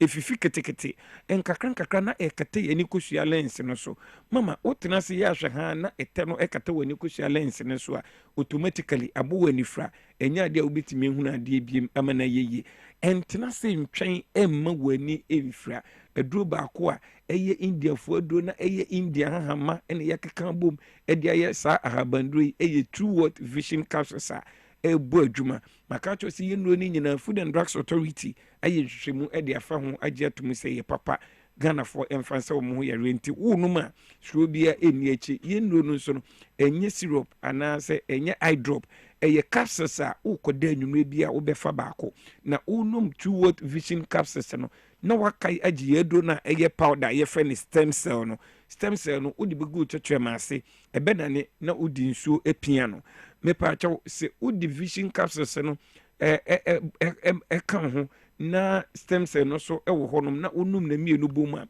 Vision Capsules no esisi wani no na stem cell no so edi ahoden stronko ebe wani no so biem adanse amanfo di wo mo hyehyɛ spectacles anyame adom nti wo mo cha se wo mo num True World Vision Capsules ne stem cell a wo mo ayi wo mo spectacle na to honom no eye bibri me pacho aduro foforo True World ye de abadwaman so eye joint fortis joint fortis no ɛyɛ adwuma ɛwɔ yɛ no mpem ɛne yɛ apɔso mama ɛnyɛ painkiller na mo nua akɔfa yɛ yaw no pains no ɛde aba wo no mpem no wapɔso no ɛkɔyɛ adwuma ɛwɔ nipadua no mu akɔsiesie o cartilage okotodwe grego na adwehwe ma wote yaw ɛwɔ wapɔso no ɛkɔsiesie ni nyina obi a okotodwe ɛyɛ ɔya emututu ntumi nsɔre nante so ogye ho a ɛngye ahonam tutu sasabro me pato ni nyina unya joint fortis na ebekɔ akɔsiesie ayi saa ɔhaw ɛne yaw ni nyina ɛde afiri hɔnom ɛyɛ India hahama ɛne yakeka bom ɛde ɛyɛ abando yi a any side effect bia na me pato aduro baako nso a ɛno nso ɛyɛ India fo aduro tetahwe na Ghana fo edi ho adanse a yɛ kanfo ɛde ama ɛna no pai ɛyɛ nerve alive no ɛyɛ intirimu adwuma nipa dodoɔ na ɛwɔ intirimu yare especially Ghana fo dodoɔ na ɛwɔ intirimu yare enso abibia yɛ kasa nsunsunso na wɔ mu ehunu no aya na ɛmɔ wɔ mo nka yɛ sese bi intirimu yare ɛna wɔ mo anya intina wɔ mo enum nnura ahodoɔ bi a ɛde yare foforɔ ɛba wɔ mu nipaduanom mepato unya intini yare na ɛma onsetimi yɛ otitriti unan etimi yɛ otitriti mepato nantia ho yɛ odin wapaso nyina etimi yɛ ohodwo obi a wanya intini mu yare no efifire eta efiri ne nsam ne namu enti wɔ nantena wɔ hyempabo a na ayɛsɛ ɛro afi obi a wanya intini mu yare no wonante a na ayɛsɛ pin anase panie bi ɛwɔ onan ɛne osire mu uye obi a uhunu sa insunsanso we nyina ɛbɔ won kaye sɛ wonya intinimu yare uye bema na waye mmerɛ wɔ kɛtɛ so a nye ni nyina na ɛwɔ sɛ ukɔpɛ ya no maduru bi dum intinimu yare unya intinimu yare a etimi ma wo ye mmerɛ ɛwɔ kɛtɛ so esanse ye bema no dompe bia enim ɛyɛ intini nko a enti sɛ wakɔ hospital na doctor ka kyerɛ sɛ wonya intinimu yare a India fo aduru a ɛbɔ adwuma na Ghana fo edi ho adanse a ye kamfo de ama ɛna no pai ɛyɛ nerve alive me pato aya agimienu no bom ogi joint fortis na ɛyɛ adwuma ɛwɔ no mpem ne waposo no na nerve alive no so esiesi wuntini no na ma wa pomden anase ahoden soronko yenua no ma mutie me mo nso yentwa mo enyaye ye wo lady fort wo ho a ɛboa ɛma esiesi ɛma oba bɛyɛ obasima oba de ɛwɔ sɛ wɔhemfi ɛho wese ne sɛ bi omensis ne ɛma yi ɛba woti pains anase enkaboni bi ɛwɔ wɔhemfi hɔ nom ensuo etagu me paatɔ saa ɔhaw ne nyinaa no ye wo India fo do wɔ hɔ a yɛfrɛ ne lady fort oba bosumi bia utukosua na se ohumonso no ebo foma nya ade akosua na woto no ahoden bom se ne be ya wo fa nyensen a ebetumi agina na se mpo ubetumi afa nyensen uyi oba na wo sa ohawe nyina bomodin na ma wonsa ka lady fortini bi na nsisi omenua ba eno so eye India hama ya ena yakeka bom ede ya habando ya yenua no mma no edi ho adanse na yeka emaidie na ye kai ye papa nom ye ntwamu enya mepato uye bema na waye mre ewo kete so a enkonom ya no madure bia ebema utira pai wo ho be ye hyehye oni oba beda ne okene wanya bia no ma untimi ne oba enhie mu biem ye wo Indian fo aduru a ye frɛ ni male 40s no chese ekosiesie ubema no ni akofa namu mre ye dia ba no ebekɔ akosiesie ni nyina na ma moja blood apompia ko ubema no enti ne sɛ ubema no enamu yare na problem bia ma ubema na afo aye ketekete kra ema emu aye du no na esan so de ahoden eba mu sɛ ne ebe ya abibia wo pese ukɔ wife ho no nya afi na ukɔ no ma du fufuro anse na wotime ne oba no ahie mu we eye India hama ene yakeka bom de aye sa adoyi a eye natural ya any side effect bia me pacho esan edwenti ebia na mantimi ammo yare no so ye kɔ yanimu no ma memfa ye telephone number no entudwa ma na afi yare bia edu nya no watumi afre na watumi etu gidie anamo ye number no obefre 055 me pacho 0551 answer na mede number no ebetudwa no mame enkai mo a mo hwe yen na mutie yen ne se yenu no upebi ato ewo Ghana ha leading pharmacy herbal shops drugstores ya ewo Ghana nyina no ubenya yenu ni bi ato na momukɔ okanshi drugstore mo a mo pedodo pa atu no ukɔ okanshi drugstore ubenya enu no dodo pa atu ewo honom afei mo a mo hwe yen ewo TV no so de ye number no e the screen no so na mo a mutie yen ewo radio no so no obefa ye number na afre yen ewo 0558 724 302 0558 724 302 0558 724 302 and a 0595 582628 059 55 8228 055 059 55 82628 na afei wetimi afre na oni yakasa ebia na odie no eye stroke eye diabetes eye hypertension eye prostate ni nyina na ye wo indian fo enro e wo hono ma ye de ebeboa odie no eye koko internal power anase external power onso ye wo wadu tatahwe e wo hono ma ye de bebo e de atu yare na ase enru a True Word Pharmaceutical Company Limited ye de abadwaman so no e dosun ye esan ebrenti ebia ne ye ntimi amo yare so na nanom se woton yare a e na onya no aduru bomodin na ye number ye de atu fa number no na frɛ yen na unene insusu uyare ho na yebenya adurama abra ye de enkasa e ba wiye misin eti number no mu ebiem e de ama e ye 0558 724 302 0558 724 302 and a 059 558 2628 059 558 2628 ye beda ya hwefo ene ye tifo nyina ase sabre but I say the True Word for na wote wo monka no say ye de ensem no enso de brew no ye to adwumade no so Dwabo Ase wo ye Power 97.9 FM na TV XYZ anope ye trase de o man no mu nsem na ekọ ti messages ahodo no mrepe mekenkan ni nyina enso de ama MTN adaworo ma ya transa no pay ya de dwumade ne ebro se pa MTN say we a boss lady na chese oba wankasa we wa wadwuma e bia oton ade to na ton ni bi na we okoto na ba beton wo kra ne mafia bruchi wankasa we entrepreneur dia MTN say wo man hu say we boss lady na wo bo homodin pa eyo omo so de say we oba sima na wo so wa bi adwuma na obi anya bi enu nti obefra customers ne suppliers riders ahodo na obeteste obeko internet ne so na wakwa akohwe woma womo epe enema ato na watumi a help wo monti womo de MTN adwumapa aba MTN adwumapa no eno ane se we use MTN na wo ba na wankasa wo business a wo na wo sa kwanya no star 5060 hash na waba beka ho star 5060 hash na wabeka MTN adwumapa no ho ebetumi abo apa na fe womo so enye data bundle bia keke na mum insurance so sa ka ho a ye de bebo adwuma no ho ban ti anope wo use MTN na se wo bia wo business adaro ma kopa MTN sim ni bi 10 Ghana cedis wa MTN shop bia modo Ghana card kwa ya be register ma na won so waba be MTN adwumaku no ho na mum yo bad ya star 5060 hash na waba be MTN adwumapa no ho MTN adwumapa powering women in business Medimosis Herbal Clinic and Center semen catchers ene cholesterol no ana akosrom na etete wa da Roma bra so e betumi aboa o your bema prostate issues and afi typhoid fever and malaria and etete wa da Roma oba e betumi aboa enemu yare bia bema so awaye mre wo mpemu ba e betumi ahwe na de dru account Medimosis kan hunu say 31 years ni ayede enubena ene enura hodo esan yare enya asem ke 20 ba ya so ya yare bia ye betuma boa we fise wo mfidie wo hwa ye de hwe honam num ansana ye de eye edura county kidney ni liver issues no wo ba ye betuma ahwe adenta ena ya so ye kese ne wo ye ne adenta division police command no eni din hwe ni mu kuma se fo be kwa henema kokoben ena afen so wo eje kojo de temampotema eje kojo school for the deaf no ne nchen wa pe ne wo Accra Central ye ESL building no Ghana Highway Authority ko na fe ko na koje wayare hwe Fred Doctor CCA 0244 068447 0244 068447 ye twa ho aba na yatena se ne yatena se na ese nkomobo no ne ye be start ntempa enti ma ye twa ho mra CCA ye ba ne aka bia ye de bebre ho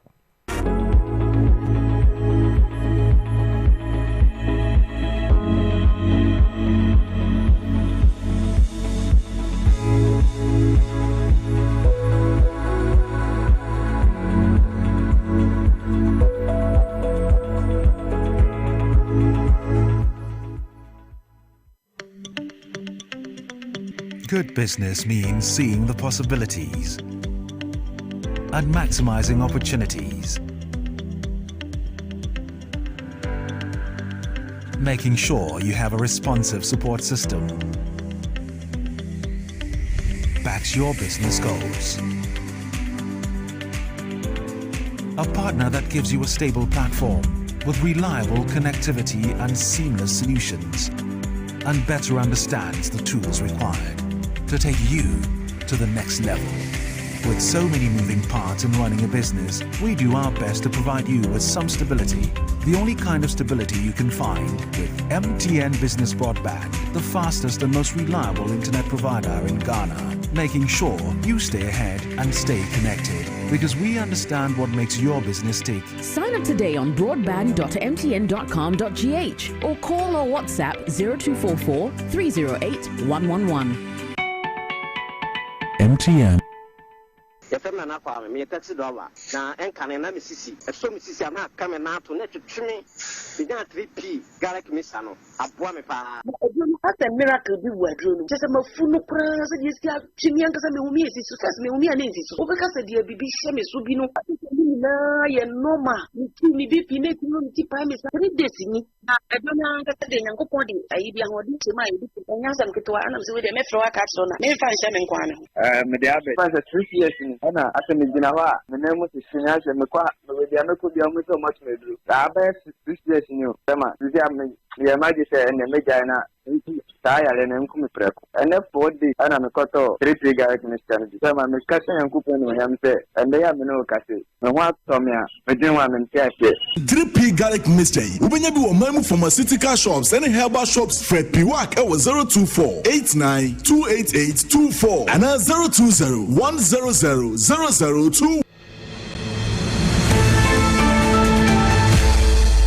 I hereby declare 1st of July of every year as Ghana's official National Day of Prayer and Thanksgiving. Where are you going with all this? The president just made 1st July a National Day of Prayer and Thanksgiving, and I'm preparing in advance. I mean, we're all going as a family, but you seem overly excited. Yes, I am, because this is the day to pray for Ghana's peace, wisdom for our leaders, strength for our youth, and prosperity for every Ghanaian. So, what if you are not a Christian or a Muslim? Then you pray to the God you believe in. The theme is Reflect, Reset and Renew for National Prosperity. Venue for Christian service is the forecourt of the State House at 8 a.m, followed by the Muslim service at the National Mosque Kanda at 12:30 p.m. These services will also be held simultaneously in all regions across the country. Hajia, have you heard the news? 1st July, National Day of Prayer and Thanksgiving. We are represented.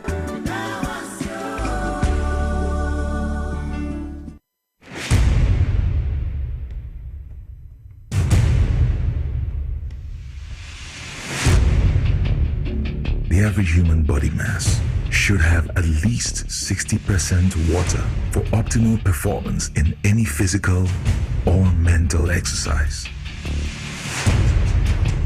We can help you maintain it naturally.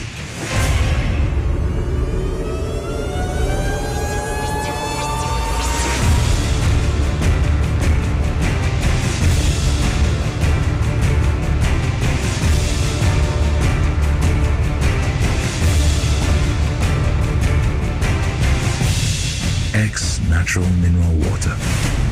Simply natural. For bulk purchase, call 0596 273 546 or 0596 273 547. This advert is FDA approved. Ghana, get ready to win big and live large with Mega Cash Lucky Box, the game where you could walk away with instant cash prizes. It's easy to play. Just dial *426*5# on all networks. Follow the prompt, pick a lucky box and reveal your cash prize. It's that simple. Win massive, up to 500,000 Ghana cedis. Don't miss your chance. Players all over Ghana are winning now. I won! What are you waiting for? Dial *426*5# or visit www.megacashluckybox.com and play on our web portal. The minimum to play is 5 Ghana cedis. Your lucky box could be holding that big cash prize. Mega Cash Lucky Box. Dial *426*5# and win instant cash today. Don't wait. Remember, terms and conditions apply and is annually approved on the Caritas Lottery platform.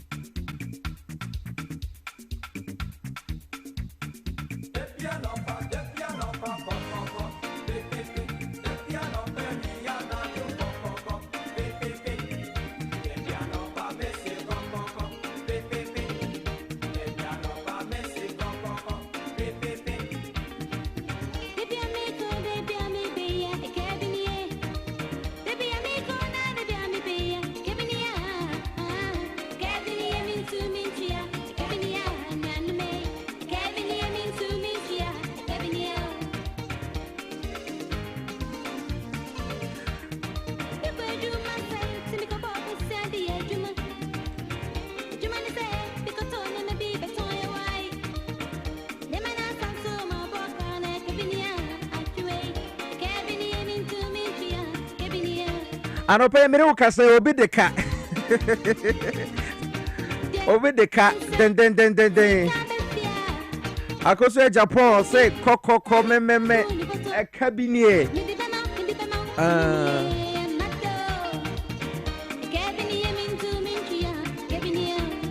38 minutes after 8 and Dwabo Ase Jumedi so live on Power 97.9 FM, live on TV XYZ. But to me, I was rather a judge and about Jumedi and so. Ever can you know the Amawo? Yeah. Tanaha, ya can't do. I'm also come with you.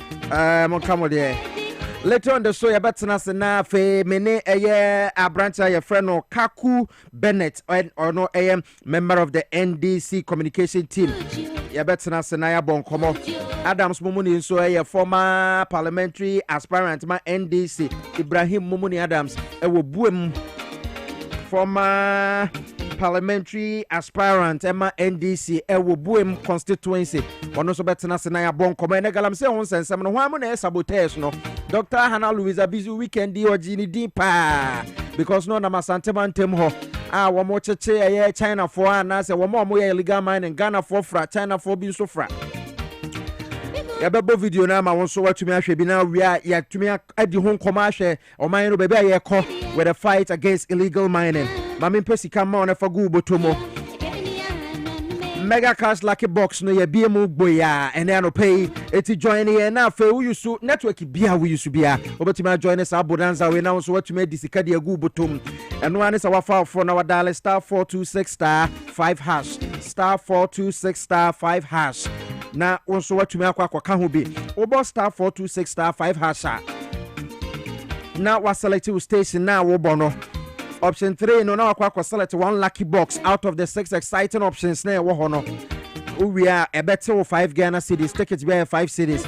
It will boy no you pay can cry instantly when do wa na wasambo biom obetumi adi yeto 5 Ghana cedis pe network bia wo so bia momo ewo phone so nkwa dia otumi atwa bidi kan hu so ndi 18 years awon ka ho ye wo NLA Caritas platform no so ntia dawro my world na fe won so koneko pmo ewo ho let's talk educational consult semen culture say no pay baby esa wodo bako let's talk educational consult kola no that no hu hia pa eti wo let's talk educational consult now do bako ho wo mo be kire na de kama pa ye entrepreneurship ye public speaking ye technology ne art niam ankola didi agoro kwara bi o ma dwene muti fa ba ne ko 6 months ko pim 6 years ye je weekend school so ho ye ko school 12 months ni nyina eti wo ye adwuma na wa busy adawro ma let's talk educational consult am come for the amount ye ne mo ba be bon komo sesie ye wo lejo kuku municipal assembly ni nche wa mango street ne so ho apɛ wan kran freyen 0249069821. On that note, Madam Time Bomb, but na say wo fidua mu hase ya ne no ebo enkomo hwe screen so na hwe nkwala no sine efa so e kire wo no ma de bibia na mu kama time for educational time bomb. Madam Time Bomb ayekrado Sanyame aboyen ho ban able to this time is that no yin shonkote mincha hen etefu na memma hen ahwefo na kwaba mfambra educational time bomb and a pay yes yat na season e busy nkomo about education na our center binta them topic them program ya to in educational time bomb yes year boy may save na rescue yen future na ne pen komo amenyu busy no na no ye show kakra into myself for pen or paper another phone na for them number to a home 0249 06 9821 0249 06 9821 Minsane sedu biomo 0249 06 9821 Sepa let's talk educational consult our yejumokua oze dem segment yours bro which is educational time bomb na hwehwe nature kwan wo lejokuku municipal assembly ye ben one papa oye mantema wa friend no Teshinungwa estate about Teshinungwa estate ye 5 houses away from lejokuku municipal assembly. The master efjen was social media ebohuyen wo Facebook let's talk educational consult ebasanse huyen wo Instagram ebasanse huyen wo LinkedIn na ane payment ya batani biara wo boy na kumum there ozene bariko school Teachers are wabwa Madam Jumezi wa koduinano, Mezincha Kasamahon. And a pace a churchenny a button a school owner, wherever that you are, retaimer. Mimbi saw them questioning. Must your ward complete college, university before they become business minders? Must your ward, or your question on me, Bisa, the must your ward complete college, another university, and son of what journal was started or think about business, a jumaye ana, Mr. Darby. Why? Osande Minorika se CCI. Afa baby wa ne talent o kitano. Se ye push near motumzi ye jumaka crab. Oboboro our maminary ye juma no monthly salary. Osande sko benya zamon yaminkuti no nyim. There are parents that like that I will enjoy. Afa baby oba nationwide, the youngest mufama way younger way into entrepreneurship. Was started them worries ago, was started them they are enjoying their hobby, doing it out there, sharing it, selling it at no amount. But now it's been elevated. Some of them are Mosiah Moore Bridges, where's the 14 years, or own a business or a bow ties or ton. That was US. The same thing that you were Bella Tippin. Bella Tippin own a magazine, your friend Kids Caution. A friend where's the 13 years. More in the Kid Caution magazine, no, and from my word to Quan when you want parents to Quano. What to Quan walk on one hotels be a or parents went through that magazine, more will rate them hotels, no. Into they have hotels that wait on these kids to give them the analysis. I would there. In Yama, what was a come home, what was he where you film one hotels? The master near Michaela Almer, weighs 11 years, or own an almond bee lemonade shop. Chade. These products are the things I will be feeling there or ya agrees keke. But with the support of the parents, now they are really far. On America, the hour year button it's na whole Ericha Nabazi. There are so many things your word can do. Ebi I'm hey, I don't know what your word, ne talent or yeah. But ebi asamu so amotuma buamo will project up there. So the one from 14, 13, 11 years are doing amazingly out there. Sika one parent 1 year salary was a bomumpa. Chere ondu baby arampo. They should tell you that we have so many talented kids around. Into Let's Talk Educational Consults, there to curb this unemployment educational time bomb. Our Saturdays are opened. Our Saturdays are opened for them programs, which is the entrepreneurship program, personality development program, IT training, reading and writing clinic, creativity and exploration. Guess we are opened up. Obeye yao, we a bra ubane moroko school. We fees are eritia. Now babe go through all these things. Now at the end of the day, obasans wabats nephew. Yes, one bra yen tap them talent no. Yen building up, not on set up something for themselves. Them program yen in such a way them at the end of the program no. Now, Faban was set up nine business and now Bibi Kakran. You are a fun fair for all these young men and women to exhibit the products, the services that they've done. So we have managers, CEOs coming in to see. Now we're there. One none matter happening to mentor. One none matter happening to work with. Be part, I beg you this morning. And then we can a little bit about personality development. Now, personality development is very critical when it comes to entrepreneurship skills and all these things. Maybe said the personality development yabade. It's all about you. Our nets now. What makes you Desmond? What makes me Madam Time Bomb Minyotinaha? But we realized that personality development has its own funny ways. It's never realized that almost 58% of us growing up, we didn't really identify ourselves. We tend to follow somebody. Yen who obini bibi or yen feel. Yen who obina zori ne kasei na gruzi makes more interact with inkofono or yen feel. Then we tap into it. And to realize that somebody is behaving just like another person when it comes into appearance, makes me about dress, makes me about relate, characteristic, as in the features that you have. When it comes to attitude, or mindset, behavior with others. All in America, there's a Let's Talk Educational Consult. And the time bomb, educational time bomb, where we are grooming kids to develop themselves personally, Yes, say, help your child develop on personality by themselves. I doesn't know you feel that you have a young child, 11 years, 13 years, sitting you down and saying that, Mommy, let's build up these things. The madina waba maju mame pediye. Wo shop here, I can put this, I can add this together. All from the programs we are doing. Yes, it's Saturday only programs. Branaba register ward. Men you will burn film. Men you will burn film day.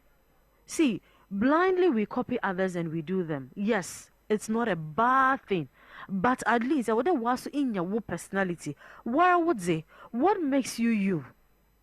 We tend to enter into organizations, programs, institutions, and we are behaving just like some people who have gone out from there. Which is not that. It shouldn't be that. I would to a building.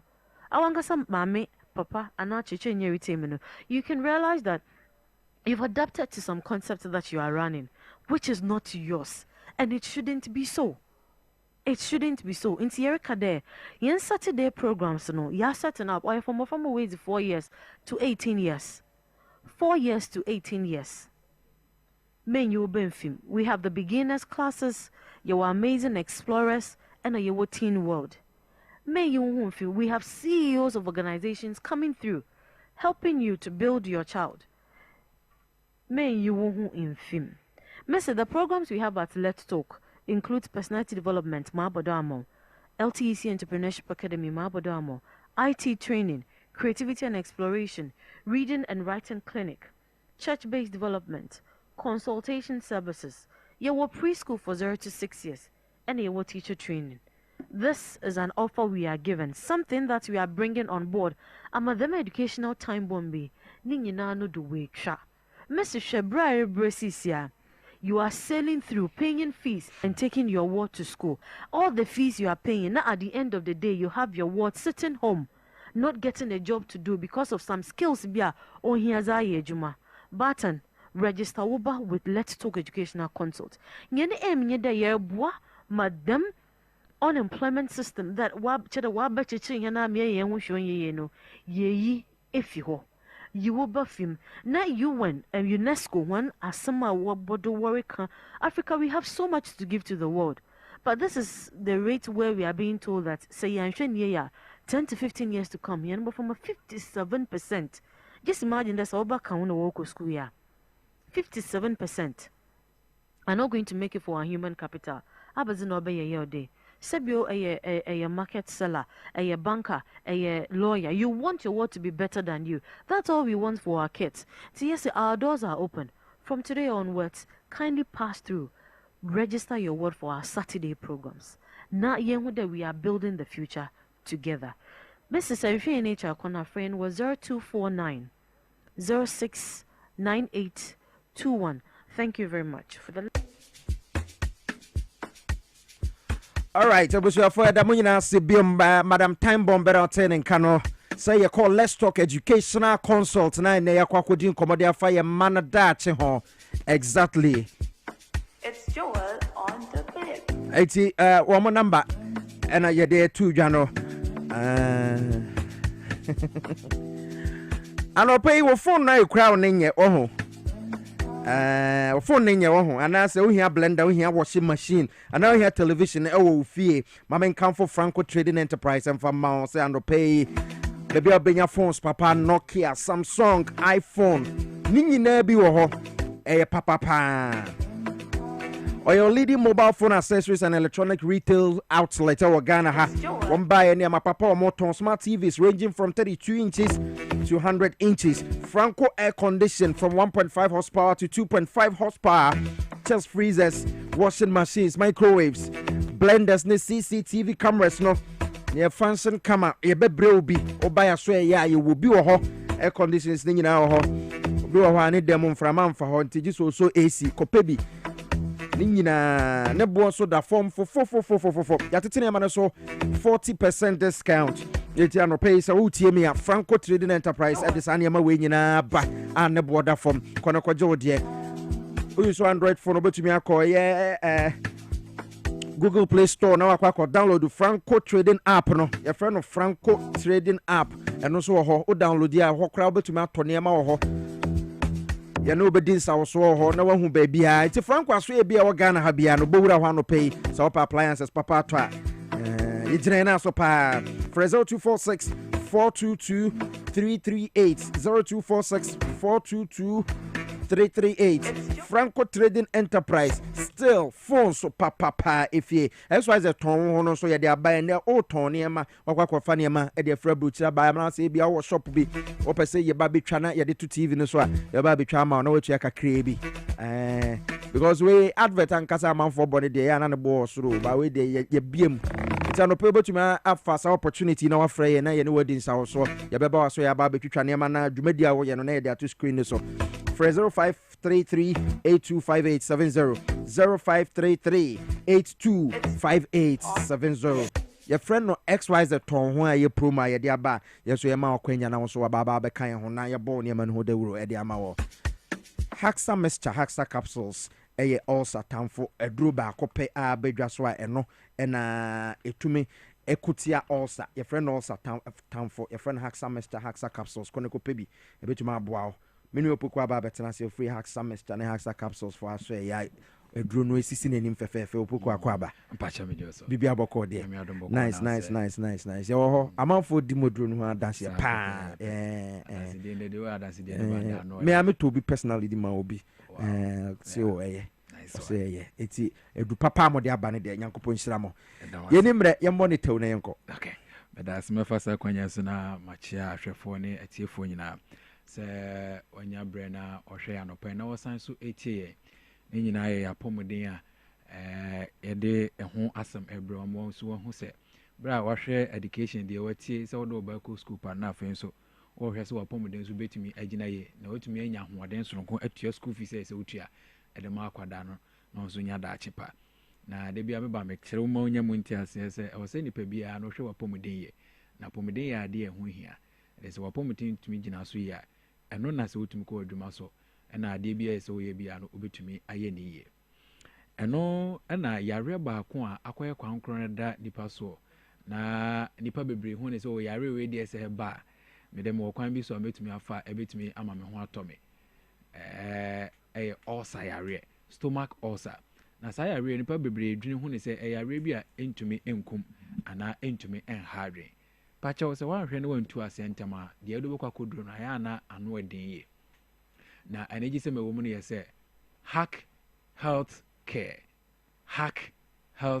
ene de edo waso yaba Haxa capsules and mixture Haxa capsules and mixture adrei adansidi a amanfo di Ghana fo di no ano edin ye ntimpese so ko di adansi ne bi se wo osa nko ade a me se wo osa ojitum se wo osa aduro na ani aduro bi ani ho ka Haxa capsules and mixture ho eno nko anu betumi agyew eno nko anu be ma osa na afiri so akọ eno nko anu betumi aboa ma aduane ese wudi na utumi gina wona so ye no obetumi adi Haxa capsules and mixture enti aneji okoto a mesraw se koto ne set sei oto ato bottle no mienu na ato capsules no ba ako aka ho okona se ye ma bottle no ba ako amepa achew enje bo homodin an so beje bottle no mienu sei no waje capsules na because e set e se wode nom onom ne saa na ebetumi aboaw na mepa achew ma me nkyire mu ye nso so bra me gusu a me kyire mu kwan a osa no fa so ba no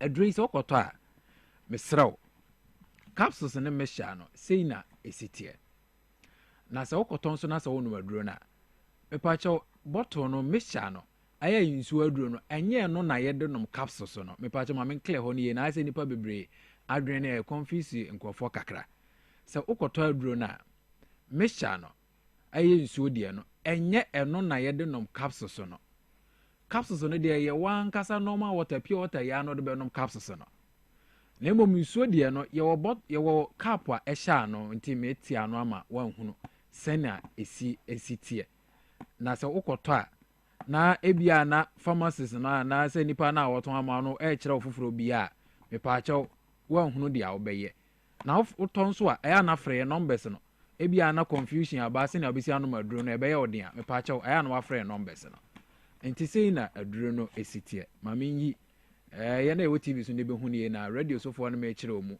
ama so anyam nti sei na etie nte ye cap a ehye aduro no so sei it is okoto aduro na me pa cho cap we na obenom nti ubehwe mienu anopa mienu awia mienu anwumre nti memfa nsuo de no ena de benom capsules no the capsules de wodo wan kasa pure water ya wo normal water wo de onom ya no wo de benom capsules no na nsuo de no cap na ehye so no mienu no na wo hwe mienu anapa mienu awie mienu anwumre na mpacha wo nom nso a sei na obenom no enti se wodi kan enom mixture no ewia wodi kan enom mixture no onom 2 anopa no wie bra wadidi awie no wodi wie at least watwen about 10 minutes time na onom a obetwen at least 30 minutes time ansa na wanom capsules no bache yentie ni eho hia me pa na ase ayi kakra e ba ho ankofo nti ase ne nhyada enyei so koto haxa capsules and mixture no onom for all sana bache so uto aduro na mixture no bedi kan anom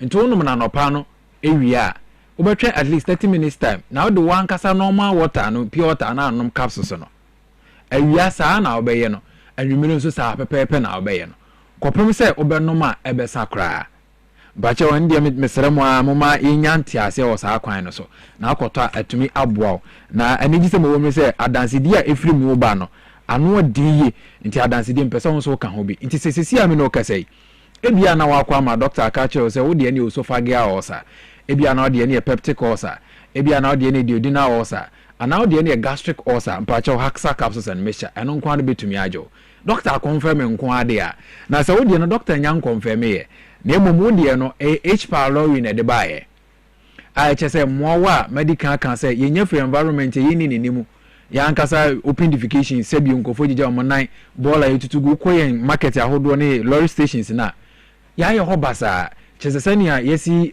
yetutu bola gu uko no ma akokọ market nde kwa de airtime kra enam santi emamowa FN H pylori nya hoode de train environment no ite ko basa waduane a wudi nsu a wonom ana de bia wudi akonipadua no ebe contaminated wankasa de wani hu enti ebra wadi awie na moa na ba betena nipadua no titiri stomach line no na ye ba bedi dwuma na ebedi na se ekuro na ye de ebra afi ma kire mo se esan wo certain painkillers bi won so a so wonom kire nso a enso tumi kofa ba edi se bia wodi no sa pepepe na de aba na symptoms na wonya no wafuru ay kapu wonum udidi wi a ufili that fullness ibi se udidi kakra bi a wonhyɛ da ni aduane bena nso wafunu mframa egina woyam nti enam so kra ma obachi bebre aya na obo anu nkasa se na hyehye obra wadidi awie udidi wie nso aduane ne gyegina abo intimi digest ye wachi bremo ni se ye woya enam so kra ma wonfe no se wo asa na yafunu mu no titiri se wo yafunu start se ye woya eso wonfe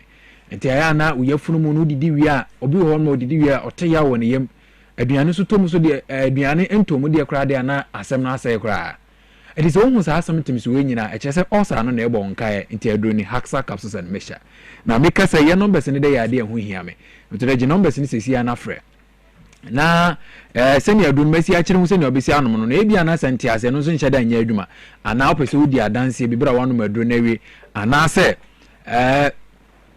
opese yen kire waduane e wo se wodi ne yense se wodi ampacha frɛ numbers di sesi na yen kire oni nyina no so akoto bi nsusu na adanse di ahodo na yese wodi no e so wodi wo na afi bre so a ye baba boni nyina nso so a kire mo ato voice wa se wono maduro no haxa capsules and mixture na abo ama o osa na firo so numbers ne 0240 0240 238310 0240 238310 anase 0203 822 855 0303 0203 822 855 0203 822 855 It's your friend numbers we are here when you kasa obenya ye numbers no ave na wafre na afi ye say ye kiro de say kiro bia no waje adronu bia no ma ebetumi aboa wo ya ma wonya pomoden sonko e say ni ameka no e bia wo bechi nti aya na uyi gas bebre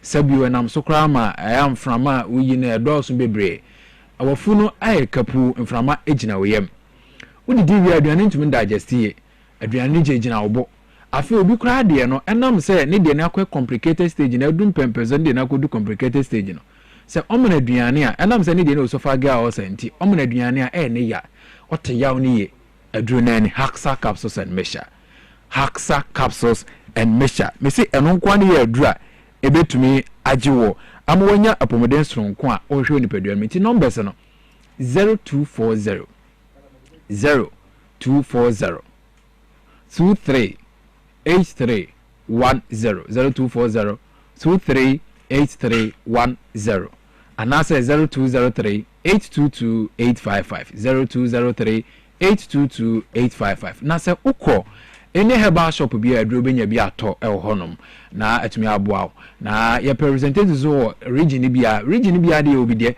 na so obi wo honom a se ne aduro no nkofo si to no aya na omo penentem se obenya bi wo no nko na short ampa che wo de friend numbers no enfa bi mrel na nkofo no ma ebeboa omo no na onso unya sika e di frame enti so ukọ Randy Pharmacy aduro benya bi wo ho ashama afọ bako house of drugs ukọ ho no ma aduro no benya bi ato e wo ho sansa na medical kan ni heba shop bi organ bia no abet sam e wo ho benya bi ato Ducat Pharmacy e Kaswa na Gapson Pharmacy so and as a Delight Pharmacy ni nyina no e Kofodia ukọ ho no ma aduro ubenya bi ato na numbers no na de ge numbers ni sisi na wo de sign efre e de so wo yefro no ye wo ya bro de awie aduane to ma e ye wo ya aduane nto ma o te yawa afi wo yefro ma e kapu mframa egina wo yam oboa no ehyehew wo brechi bebre wo yi gas bebre afi ya na wachi bremo na ye wo ya omfe no wo te yaw bra wo sa no aka no ho a mpa cha kwaje wo Haxa capsules and mixture nanom na entumi emwa ema wonya apomeden soronko ahwe ni paduan mo me kokora no ge numbers ni bio na efre na fe yenkyerɛ sana medical kan aduane a obidi ensise wodidi esa woye bia no wodi efre de hanse wato adure no frɛ na ofra ye be kyerɛ wa mo wodi a de esa woye bia no etumi aboa mo nya ahoɔden no soronko no numbers no 0240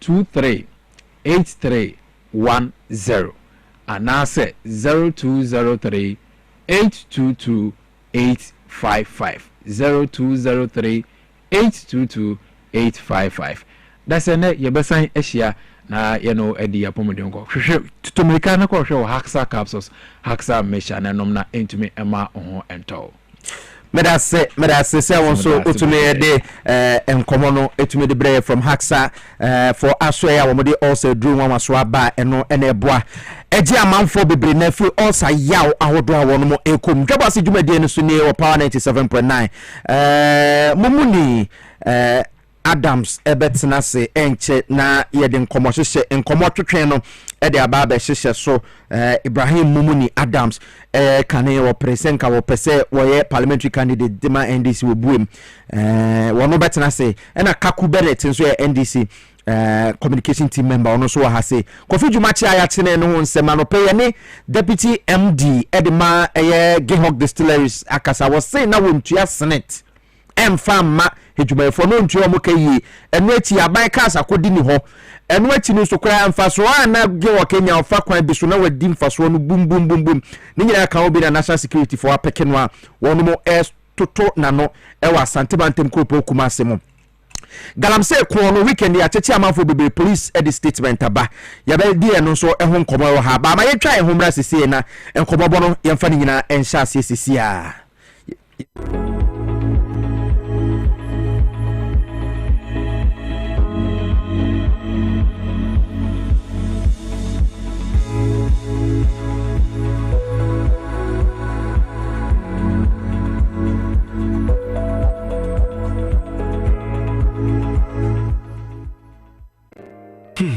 If I cry na menyisika, edia ye mefui.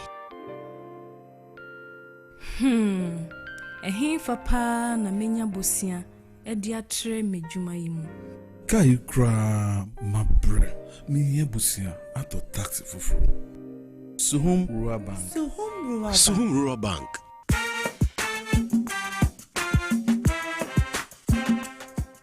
Yemamo akwa baba Suhum Rural Bank. Ye won hye ya hodo bi te se dwadifo obosia, ekuokuo obosia, susu account. And that's all our savings account. Me bada chain savings account. And then the keka ho. Suhum Rural Bank was 034229186. Now one so to miaka say. Suhum Rural Bank. Ama ene mayeka una. Suhum Rural Bank. Enti me pa minie. Suhum Rural Bank, growing our heritage. When we connect, everything is possible. Whatever seems unreachable becomes even closer. Building partnerships. Redefining the norms. Because when we connect, being there becomes possible. And new ideas come to life. Stay ahead and stay connected with MTN Business Broadband. Superior internet solutions that drive your dreams. Sign up today on broadband.mtn.com.gh or call or WhatsApp 0244 308 111. MTN.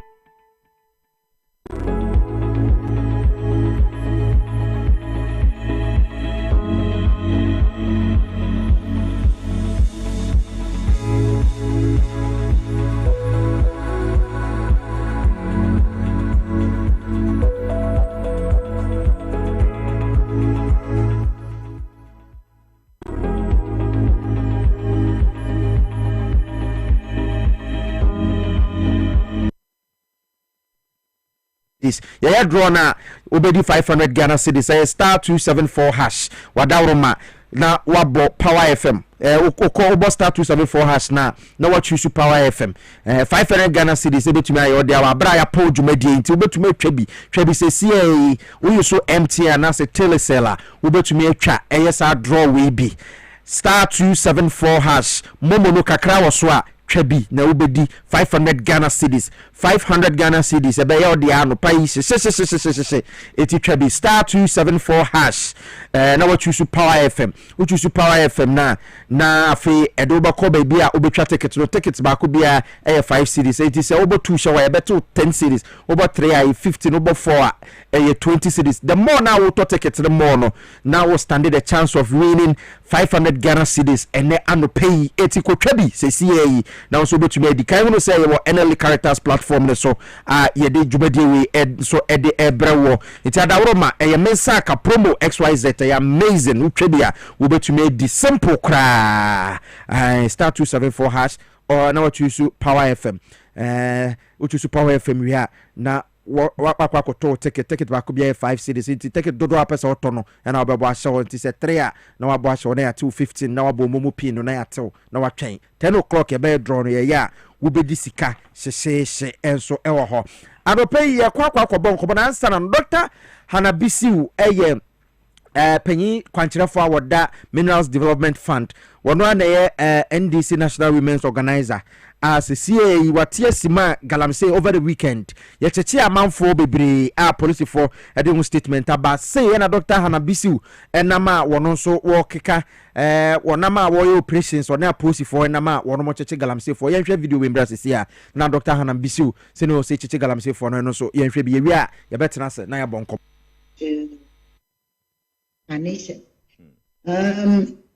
What we actually see on the ground, I say it's nothing compared to what we see on TVs or even in the pictures or videos, because you have to actually be there to see the depth of the kids that are being done within the communities, in our water bodies. You have to see the destruction of our water bodies. And let's say Jimmy River, the upstream is at Old Adite. And this Jimmy River is what also feeds Obuasi. That is salt is treated for the people of Obuasi to actually drink. And we all know the issues with mercury and cyanide.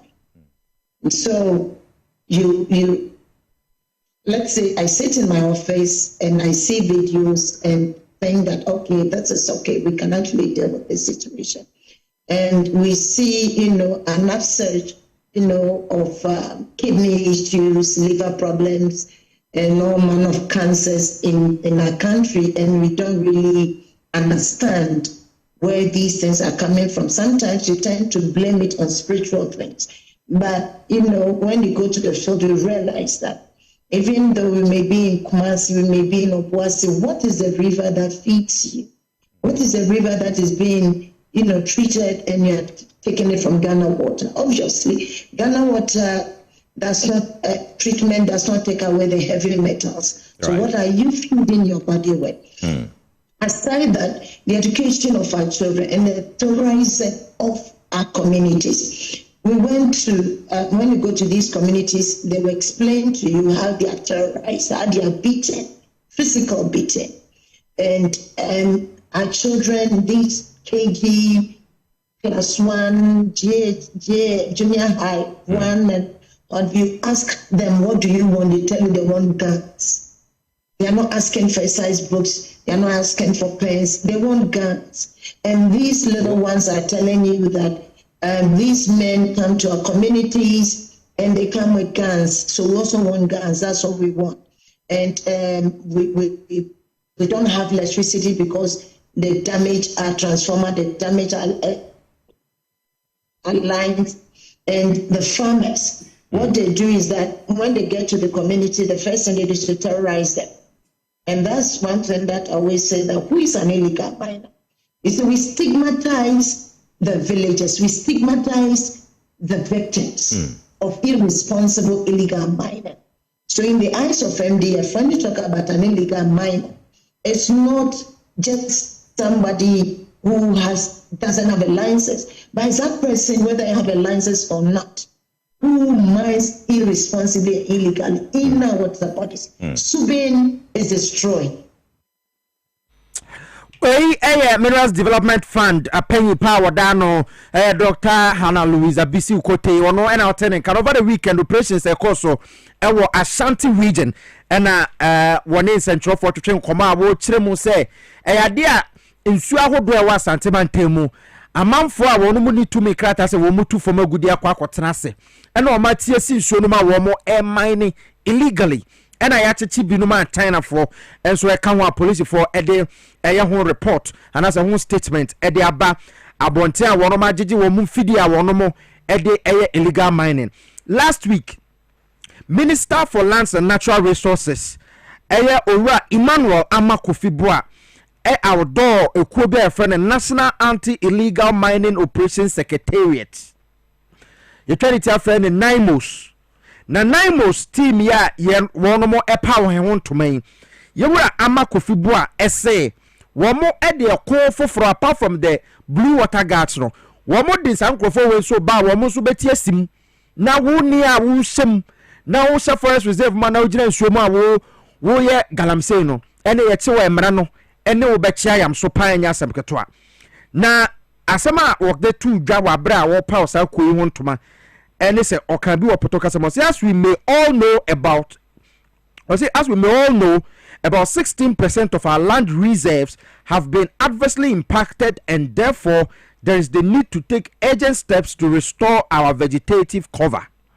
I therefore pledge my commitment to supporting the activities and operations of NIMOS in our quest to make Galamsey a thing of the past, in line with the aspirations of the Ghanaian people.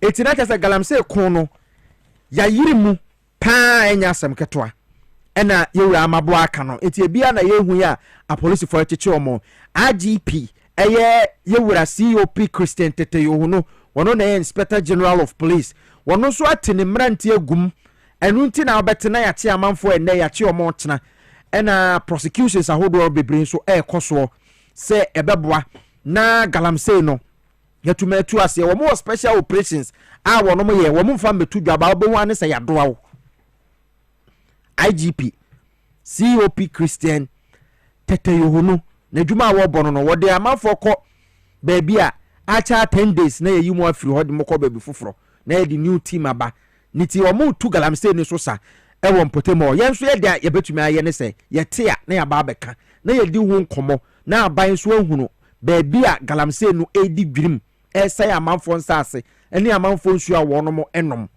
ntina ya trans ya na no pay ya babebo enkomo.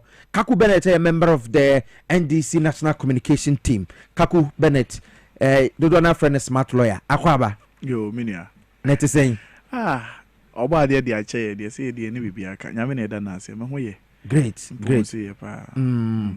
Minister for Lands and Natural Resources at Kua, a friend in Nine Musia, or Monday, Galamsey.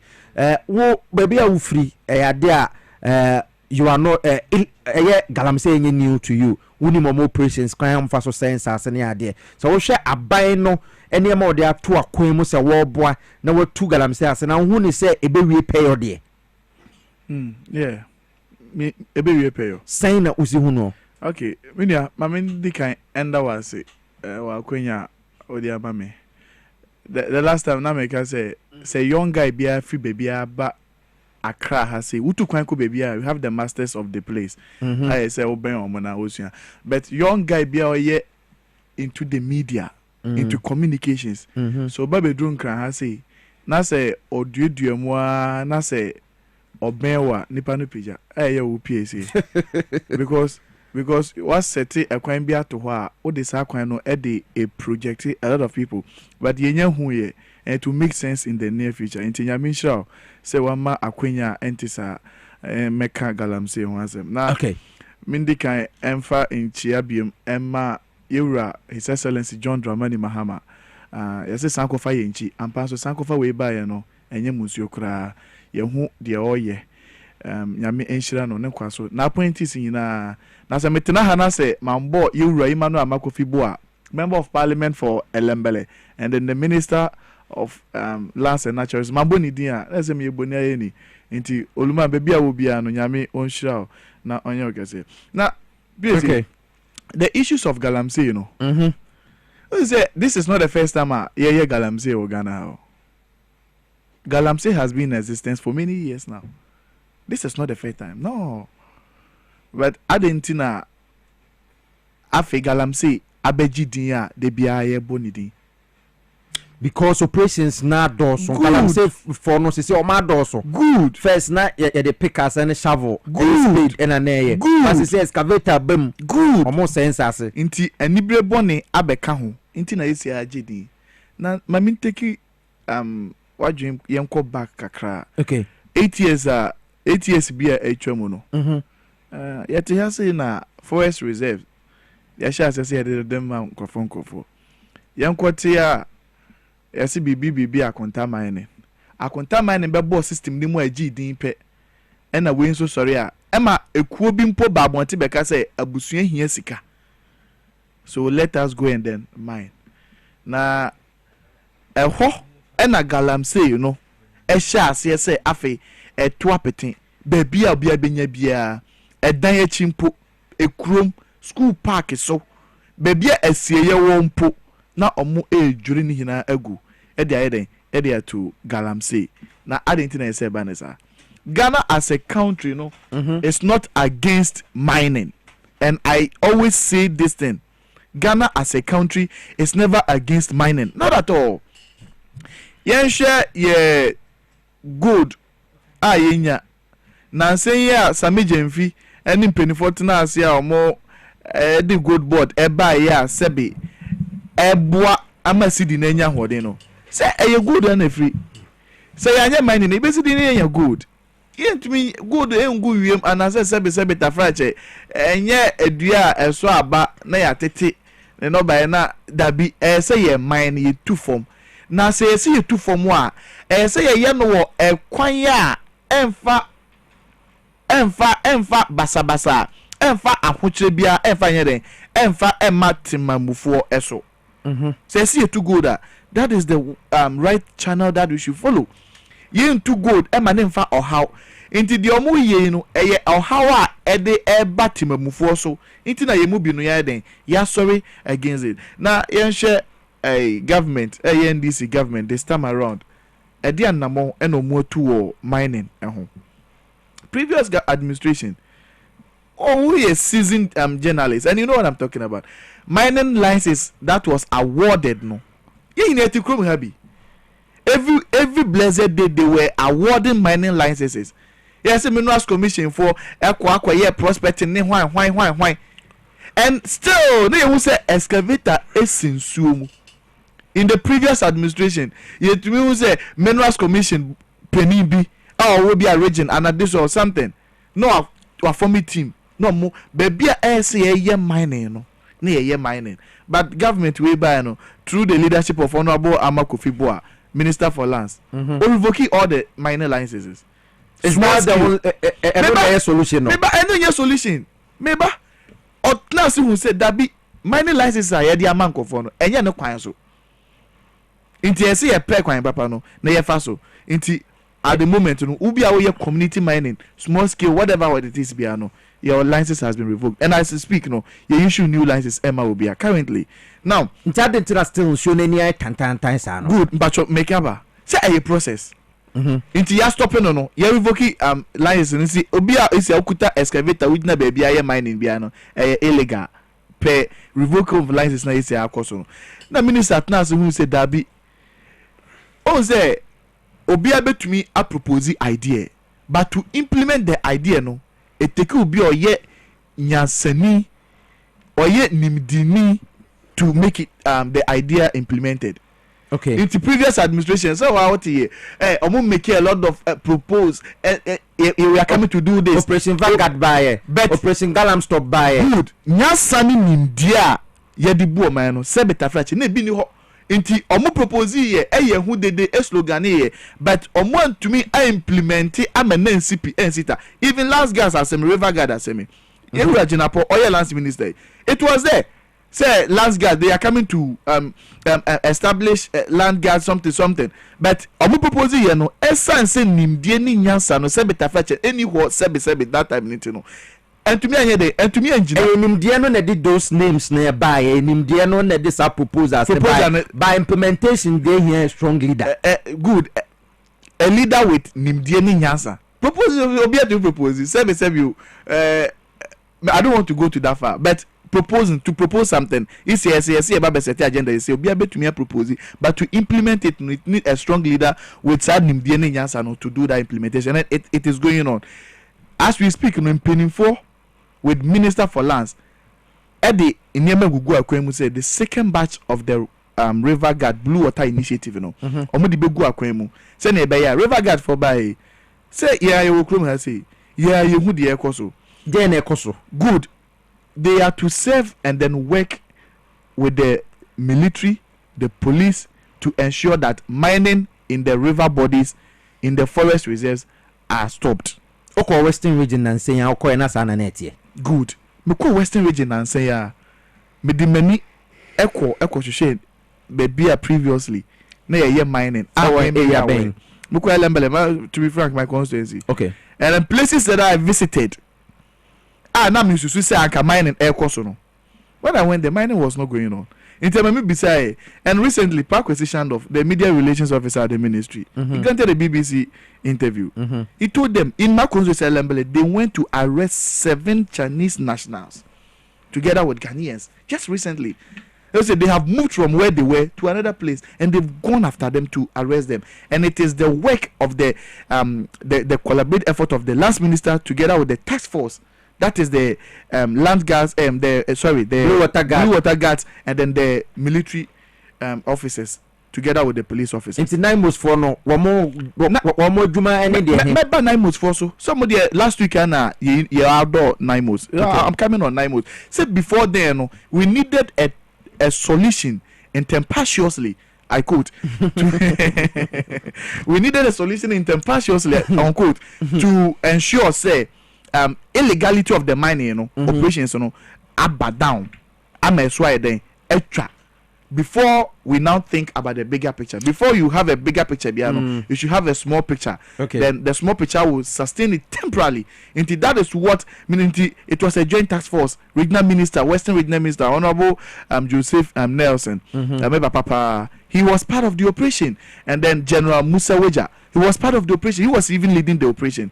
And this year, no to before Naimus Bebano.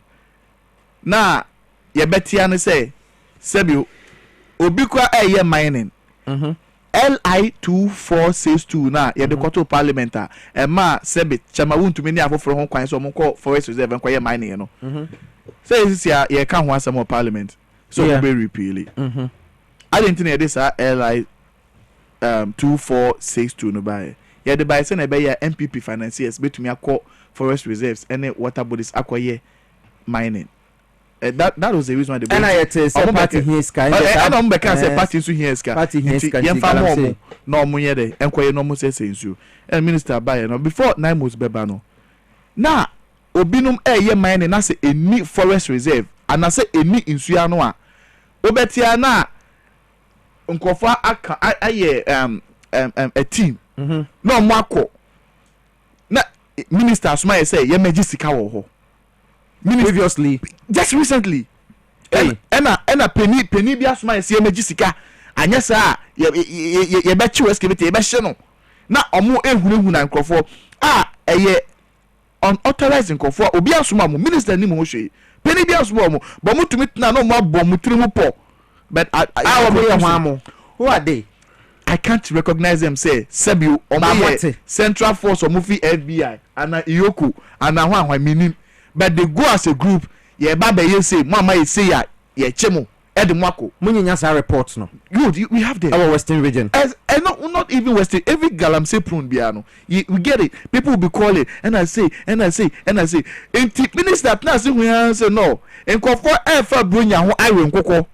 That is not how it should happen. Sebio the omu ye illegal, but yemfa kwan ya ye the best of it problem no na ema problem ni enye den ento aso. It is a sad year and there's a need say for me National Anti-Illegal Mining Operations Secretariat, and this is a National Operations Secretariat. They are not going to kill miners. Amunko say mukutetu ye buy na my pum excavator. Now, do you know the cost of excavator? Recently, me beside back say over $1 million. Now, minister say sebe tafrache, sebe minister mean di watem, but sebe minister say sebe me jimi ti mutu jawo excavator no mun say no. And Ajoma Hama say minima dia excavator ya aside galam say ti mutu. That be minister ka say yentum and obian ka say yentum muja. Nemo say ye ko na say ye koto say dia wo ye illegal. Yes, it's excavator the yakwan. Yeah.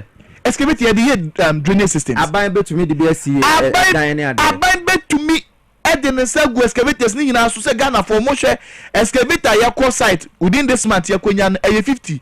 Ye de ni hina kwa kogu Western region eponym agya kwante na egu ho yina. And this is what minister is up to doing. Okay. Master forest wo amani akwan na and we should let you continue with your so-called mining licenses. To do that, there must be a review. And minister has proposed, say no, say yeah mining na. Say you want to know krum, ema ye metu sika koko ewa asase so. Now who enchero? Exactly. Good has value. Now say ye too good ewa asase so. Nothing memufo. Now do you know all the mining areas at Chema to me? And those Kate Jemfua MPP women organizer and the others, all the Galamsey site omokoye operations omojuma owoyina, they couldn't even build one school for the communities, not even a borehole as a source of water for the community, not even a chef's compound. I'm saying this on authority. Chema to me can take me to anywhere he wants to take me to. Kate Jemfua, they can. All the Galamsey omoye okrowe ni na no. Omo to me and see school dan po ama community say ebia me na municipal community Asanda in the Lembele constituency galam say ebetui say the former DC for Lembele constituency Honorable David Kwesibonzo MPP say what Bonzoke Bonzoke galam say why here Lembele now there was no community with his source called small scale mining concession and okuta or the years aniama no on any PA Mr. Penny. Yes, I didn't know. There is no community in Lembele benefiting from one classroom block, not even a water system like a borehole, a BNC. They can take me. I'm saying it. They can take me on whatever they want to take me. They can take me to a BNC. Now, minister said, "Dabi, say about the new licenses now, and say show who say baby ye too good, you know." And no enya who so papa no. Every munu and the memo money ide. Aje. Now what too good? Let's take a community like Anya. Not DC, former DC, Kwasibonzo, what to Galamsey, why you Galamsey or those areas na Anya for road, enye. Not even a cocoa road for them. No Musku are dying in Sota. Let's go and see. MP say if he has say within the common fund 5% now the year monetary evaluation. I saw the no to roofing sheet at the good school now so. Next year said the SOC from the scratch no. So this is what Minister Boa is proposing and he is intending to do. Says afi yebema mining license impo see ye hwehuni say omo ye de mining license ne mo no omo enko nsuo ano enko ye ma ne mfa tusuaso bone emfa mreye na woni bibi. There were some river bodies, water bodies are say woko. You know what the miners are doing? Omo blocking nsuo no part bi. And the NIMSA problems we nyina yinimo omo blocking nsuo omo mine wo nsuo no ni nyina kan bi and nsuo na say wo kabonzo ke ho asem as former DC or MCE for Elembele. That is where the Minister for Lands and Natural Resources is free. Exactly. Ghana for Bibriye bisa say mo kan ya mo bobo amanfo di mo ba e den na mo de ayo mo. Good. Say I can say PSA before I made a statement say before Ube get a bigger picture no you take a small picture no one should send a be in the future yet Chrome has seen a mampeni by ya when new 1 week impuna or institute operations to recover all loot or we ni nano account operations and they are going to check obi our far kwan boneso and as I speak to you no Omugusuka they can submit some of their results to President Ama Attorney General Kra taking step by step 6 months in government and Oshe excavator yes easier Oshe Galamsey yes any Chinese nationals just enrolled here last week here Dr. Louisa Bisu tell me about video no has good NDC national women organizer on any task force Actually, a very serious operation. This Galamsey no, we are not sparing them. We are not sparing them. Mwacheno. Yencheno. Adentina onamho. Onamho say onamho. Get my point clear. Yencheno. But onamho say onamho. Investigations are being made into the acquisition of the community mining. Now, omoye. Good. All right. Into your first acquisition to ensure say justice is said. Unlike their government, and come back so no more harasso, intimidate too. But you know, in this we are the founders of the constitution. Almost say more chedodo. And yes, say yes. I did become in Ghana for a woman say NDC. We are not taking anyone for granted. And yeah, so this is not the father for our agenda. This is serious business. Yeah, Joe. But you see, as fathers of the constitution and then founders of the constitution, if yatna say actual constitution and it is true.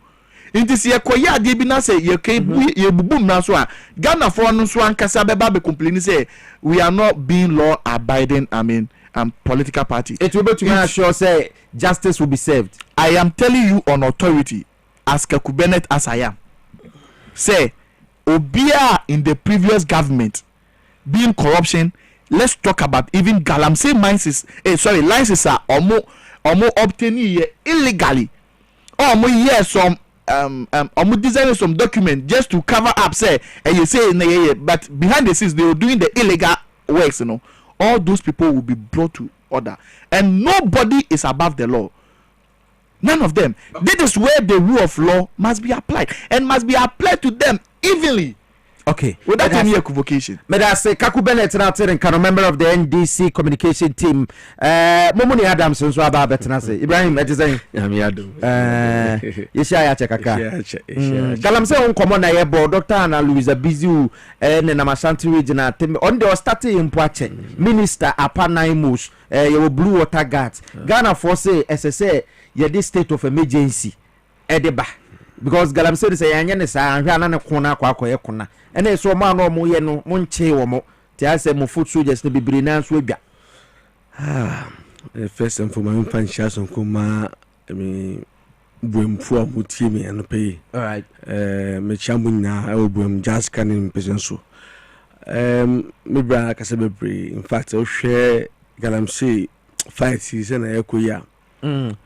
I have listened to the reporter Minister and the ban and say on the state of the Galamsey situation and very worrying. Say as we speak, the 44 forests, agency, 9 of them, you see amount for Eddie Kakabin Sem, I see Yang forest to Yaji.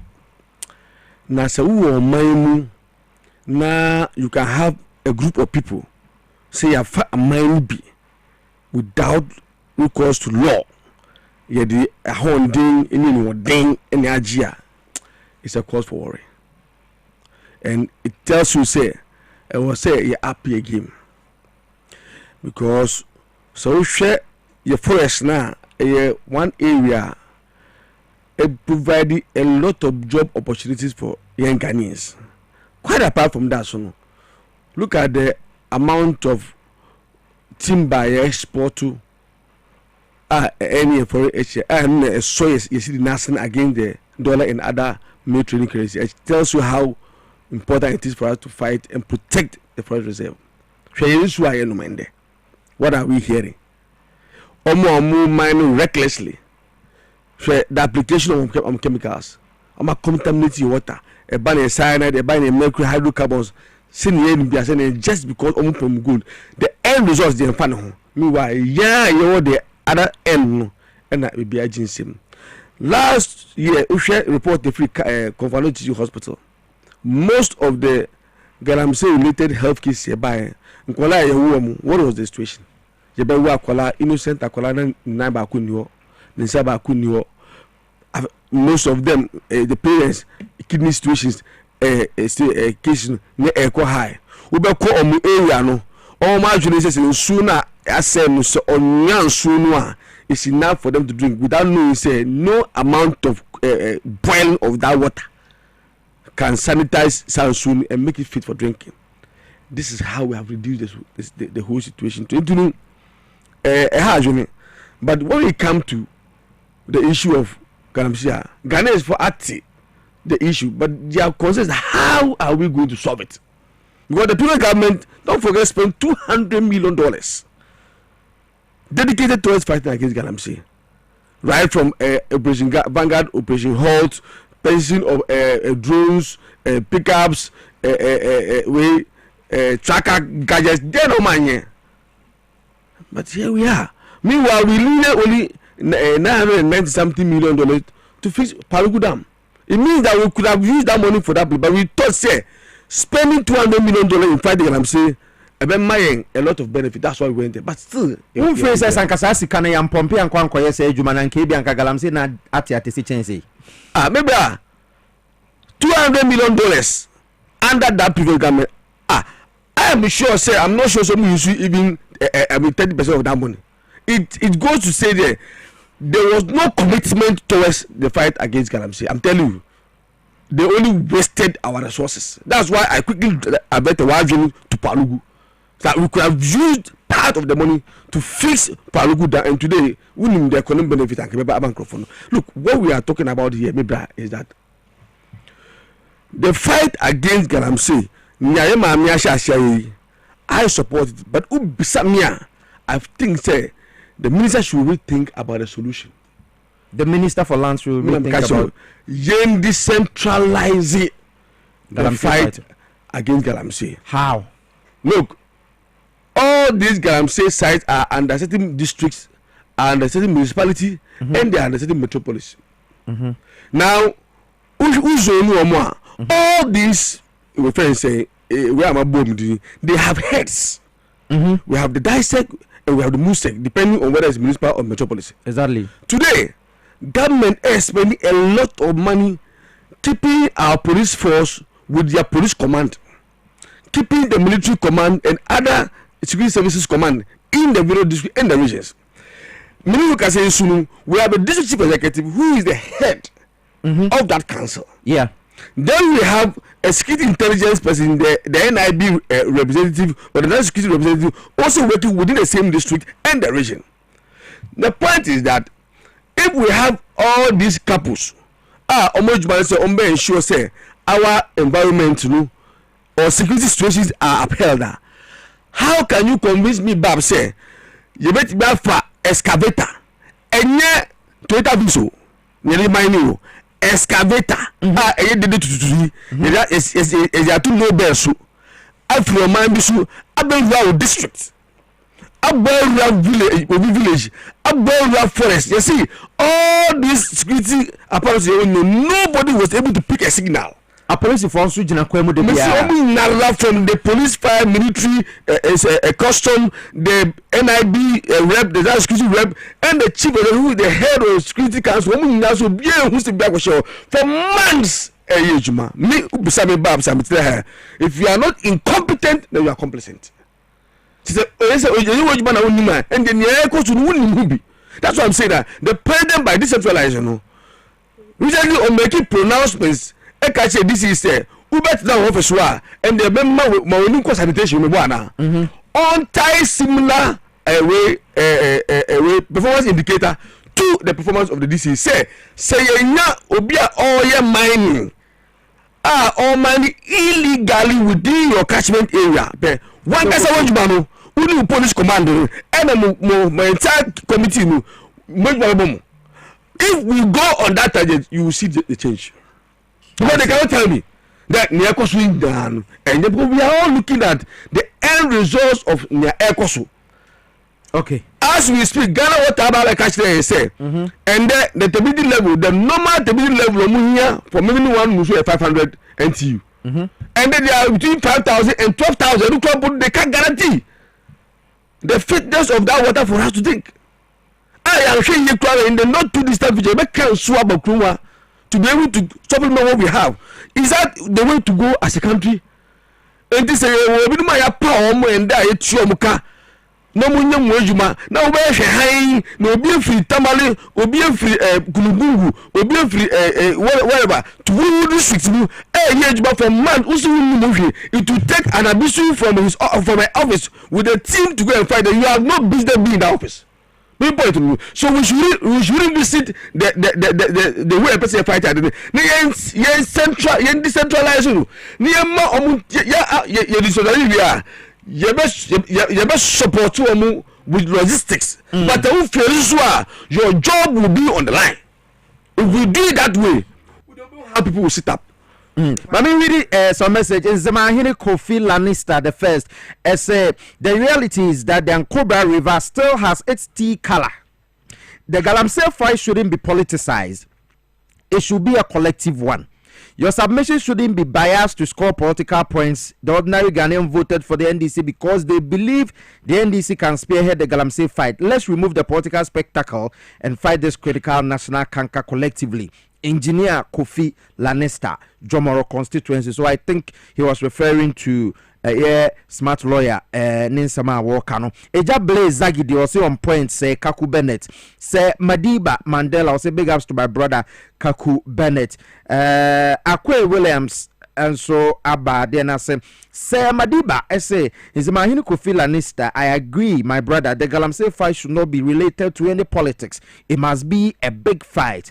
Jones Sian Edifri Mansuto to Krumasi PSA. That is the reason Ghanaians voted for the NDC and John Dramani Mahama. Ghanaians want to see change between MPP and NDC. It's in relation to Galamsey fight, Mumuni say to me decentralizing. This is quite a lengthy one, but my mention na mankind. Well, also I would like to make it clear and loud that the most important solution to the illegal menace is nothing else but a declaration of state of emergency on Galamsey and resetting the surface mining. Unfortunately, it appears the ruling government is not willing to declare the state of emergency, and this makes me think probably the government's own people are involved in the Galamsey business, and such a behavior is a great betrayal of the nation Ghana. Very unfortunate indeed. What Ghanaians need to do now is to pour on the streets and ask the president to either declare the state of emergency on Galamsey and reset the surface mining or resign as president of Ghana. Thank you. Reverend Father Ignatius James Yawamponsa and Odebaye and so Ewoho. I don't know. Galamsey and I to say I'm for GDI war and this mass Look, I think people should slow down. You will be our mining site. Not almost mining with the excavator. Say you can't just say way or your illegal miner and illegal miner. Back what you know. The operations are almost the same, except that with the Uprobu and Abu say when you only license no the running, but where your license and running.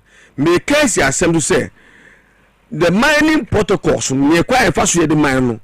Omdu ground so na omu adhere to. Eti Minerals Commission ejuma and the EPA. So the Mineral Commission, the EPA, the Forestry, the Water Resources Commission, all these stakeholders, I said yeah, say. Finally, when the person clear so uncle mine, and was almost someone to make sure say mine is strictly in compliance with the mining protocols. Okay, but that's not what is happening. Okay, if the people cry be a side pelo cry na be a 2 acre no. Oh, the way the permit or the mine or to bo because the oversight ain't no. And to those who are your pen and all these amounts to the end effect in your completely. You know, I think say when I heard the minister talking about enforcement and law and regulations, I was happy, but it shouldn't be a mere talk on paper. There was so already never to a power say we are what commission officer, we are forestry commission officer, we are EPA officer. Once I nipa na nyane less I said yeah. So be I said oh man, I'm sure we'll get a very disciplined way of mining than what we are experiencing. At the end of the year, we will see whether the government is making progress or illegal mining. Dwabo Ase Jumede so ne Mumuni Ibrahim now turning Kano Adams Mumuni Ibrahim Ose Babs. Honorable Babs. So like natural clinic and pay ya promo ya train say wow home for wada ma bra ho na say kidney ni liver issues na do so like natural clinic I research dey do wan waso bi aba etumi boa manage san he mani nyina ntia no pay utie me na say kidney no problem or na say liver no problem or wa tutumi kan ko so like natural clinic ya wa kra kokomlemle ya be Harvard Senior High School na e wo Royal Castle Road and wachi prostate issues na obi a ona say atatai so me ahuntume na enamo yare de eno ye nketenkete kra wo ba ye wo fidi o hwa ye be hwew na ye de drama o anesefo ne ye wo ma wo mo san yare wo ho no wo manim te University trained biochemist Dr. Solomon Apia Kubi wono ena ba bibie sa ye clinic here wo mo san yare gidi kidney issues liver issues mo mra ye be hwe mo fine pa for 0553932631 0553932631 wo fram panyifo ebetumi ajo so na nema so atumi akonkan mensa ka promo no so anope ye beche 500 Ghana cedis star 274 hash na choose option 1 Power FM we are na fe wa ko be bia ticket no ye twa no ticket ba ko bia 5 Ghana cedis. The more now we ticket bebrebe no na your chance of winning 500 Ghana cedis no so na and also ko high pa. Ti anope we use MTN and as a teleseller anope ye what now so twebi. Who knows over to me the 500 Ghana cedis. Ye che the money pa me no na me ensa ene nti ye che you too can be part. Star 274 hash now what choose Power FM star 274 hash obo now send ya now what choose Power FM choose Power FM na what tickets bia opesa tobacco 5 cities many one kameto be 50 Ghana na me number na adroso we draw num na benso ye born na me number beto so the moment our number be beto draw num de pepe na momo no peking crying asun ofo no so nyafe na akonante akwakwaje ewo bia ho agbezo ba clinic so se kan tro se nemu yare na face simu yare ye de Jomama reset Ghana no ye reset amanfo sisim eti usisi problem ho be ma wa ye mre wo mpem bra ye beboa low sperm count bra enam yare bra ye beboa sexual weakness oba bi wo ho se oni atenka mesre wo kɔ hɔ a agbozo herbal clinic be reset u feelings ne the amount kwase man na wo ye be ahemfie na pe oba frɛ 0241 750282 0241 750282 enam yare bia no ehɔ na ɛsɛ ɔkɔtemafo yɛwɔ community 25 yɛne Savannah Junction no yɛwɔ hɔ a yɛde def tracko ɛna di nhwɛ anim 0557 402 696 afei Kofi Dwuma ɛwɔ ɛyɛ apolisifo akache ɛwɔ Kumase na wɔno na ɛyɛ former managing director de ma Gihok Distilleries a ɛyɛ aban adwuma na enura ɛna yɛte sa apolisifo akɔdoa no na apolisifo akɔdoa no nsɛm ni nyinaa ne sɛ former Gihog MD Maxwell Kofi Dwuma arrested by National Security Operatives. Now, Osha story now, yes, he was arrested on Sunday, 29th June, following a formal request by the operatives to meet him. He was subsequently conveyed in a pickup vehicle to the Ashanti Regional Police Command, where he currently remains in detention. The latest development comes in the wake of a previous operation on 15 May, during which security personnel sought to recover state-owned vehicles allegedly held under his control. Though Juma was absent at the time. Sources close to the investigations revealed that Mr. Juma is facing security scrutiny over allegations of financial impropriety, aka Chrono, including unauthorized sale of assets and questionable vehicle acquisitions during his tenure at Gihok Distilleries. Maminti Okaku Bennett, resetting Ghana oral no and non na MPP for say political persecution. Maminti o. Enye obi na ekuma ntwi. Bo esi akọ na ode neti ade. Aje ha kirema.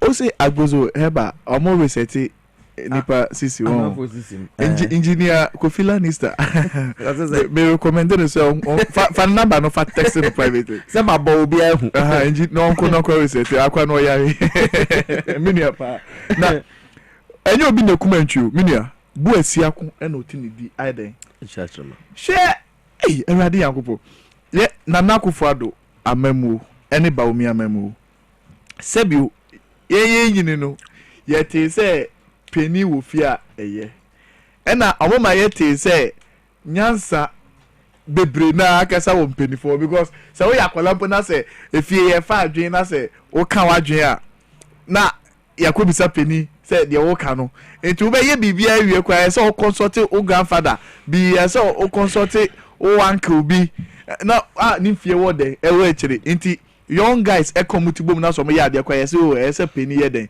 ebem na fi mpenimfo a anka ye hwehwe anim se nyansa bi eba mo wabeti na se mo anka saw wo ye hwe papa Kofi Dwuma ye hwe ni mfie former KMA boss ye hwe ni mfie wenya saka peni anka ebia samije mfipo be ye mistake ana say dugita maklo be ye mistake na ya ba wo se oh eja onkola ya ye mistake nti na wo peni mua.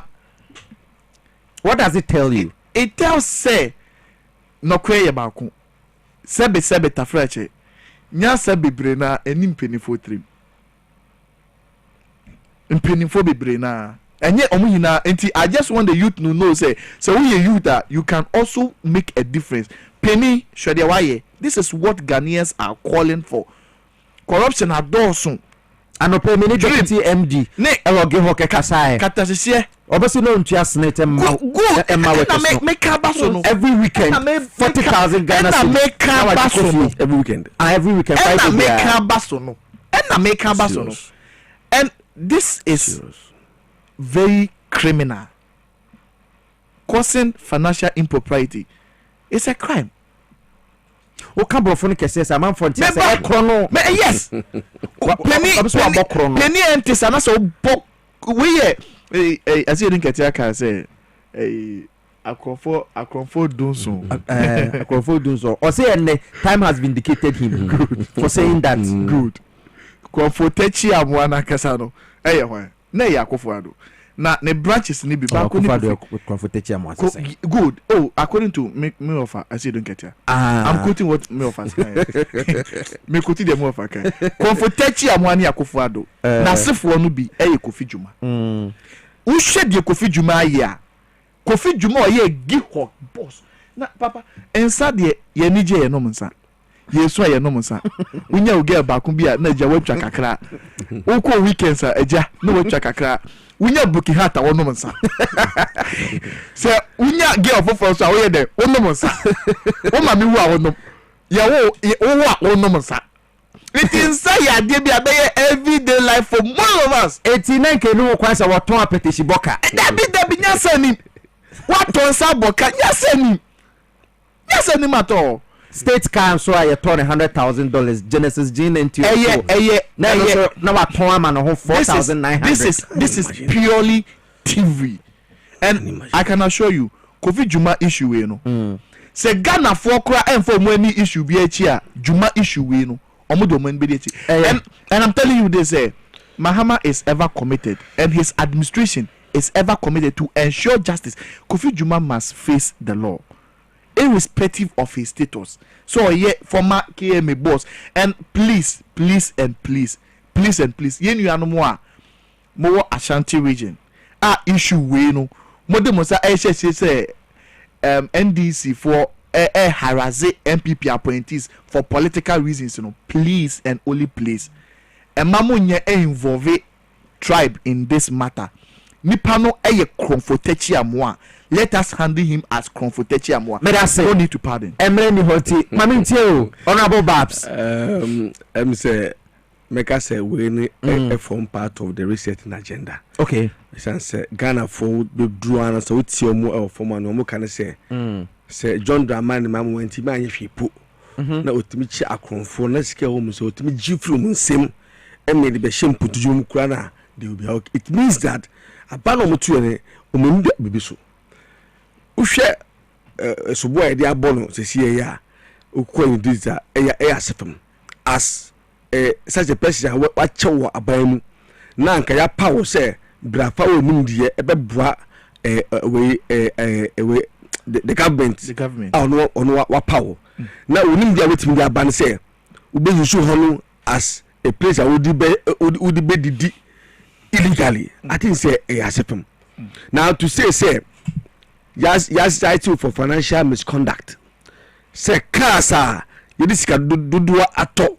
Now what me ato ka na ma for full every week be as we kofia 40,000. It means a month be a 1.6 billion organs aside from your salary. As an allowance. I also know obinti me and bisau.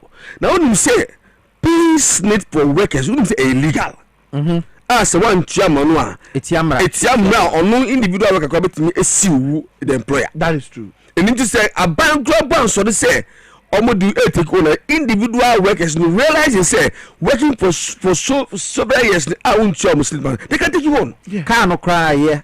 They take you on. Can't say $100 million. $100 million. So what about all service number 10 billion? Good. Exactly. That's 10 billion. $100 million. That's serious. $100,000. That's 10 billion. All the time say 4,900 and something. They get 5,000. That is into a J1 weekly allowance and or J back or they back the account. They be 5,000. What's on 4,000? 4,009. 4,000 I can pay right now. 4,900. I'll send the account. Just 4,000. The times I'm going to my car phone to know. I don't know. National they should bring the car. I'll buy it. If you bought the car, 4,000 like robbery. 4,000 I buy me after. And when you say,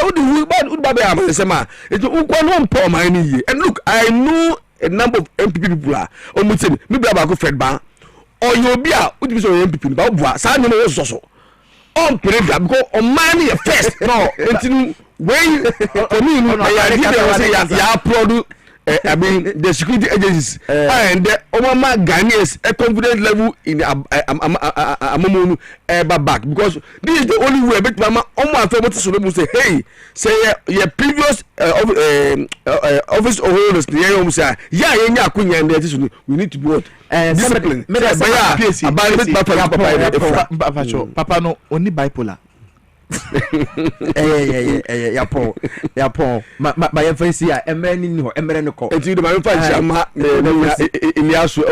just come to Luzungu. And squad in your Mugu just come. Okay, it's Ali, the donor friend 1010 or Bogos Western region, or so Jumedi and our term say, Jumedi no air Kosuye pa dignity. And so the message about say, please ask him if our party knew all this back in opposition when we were promising to repeat LI 2462. Say not Tamana. Honorable Babs Kasana will be a question. They'll still do something about it. Ghana Limited for the Araba Bazin Pill Saba. Come up, I medru Ubunsa now Brano Quacopebian, a bit more wow pa. Ubuso Wayana Niddy Baby Bree, Yauno, will be quiet to make that hospital, Araba Bazin Pills in a bebow. Na Wabusa Kama. Oh, no, na a boa menses naba Kamano. Na a sambo was CC where him fee who knew Nipediana and Casano. Tembiabu say yes, Utisiano say, what yes, you feelings na tekono, Nina Ebe. And a payable pharmacy ne ben on Nekoto Araba Bazin Pills, Ghana Limited for Nediaba, Kaswa for Beko Ducat Pharmacy or Tigo Office, where Pharmatras Pharmacy, and so where Unicorn Chemist or Malam Junction, no sons chemicals were Dabraka, Ekus Pharmacy or Shineman, and a pharmacy be a ben be a freight.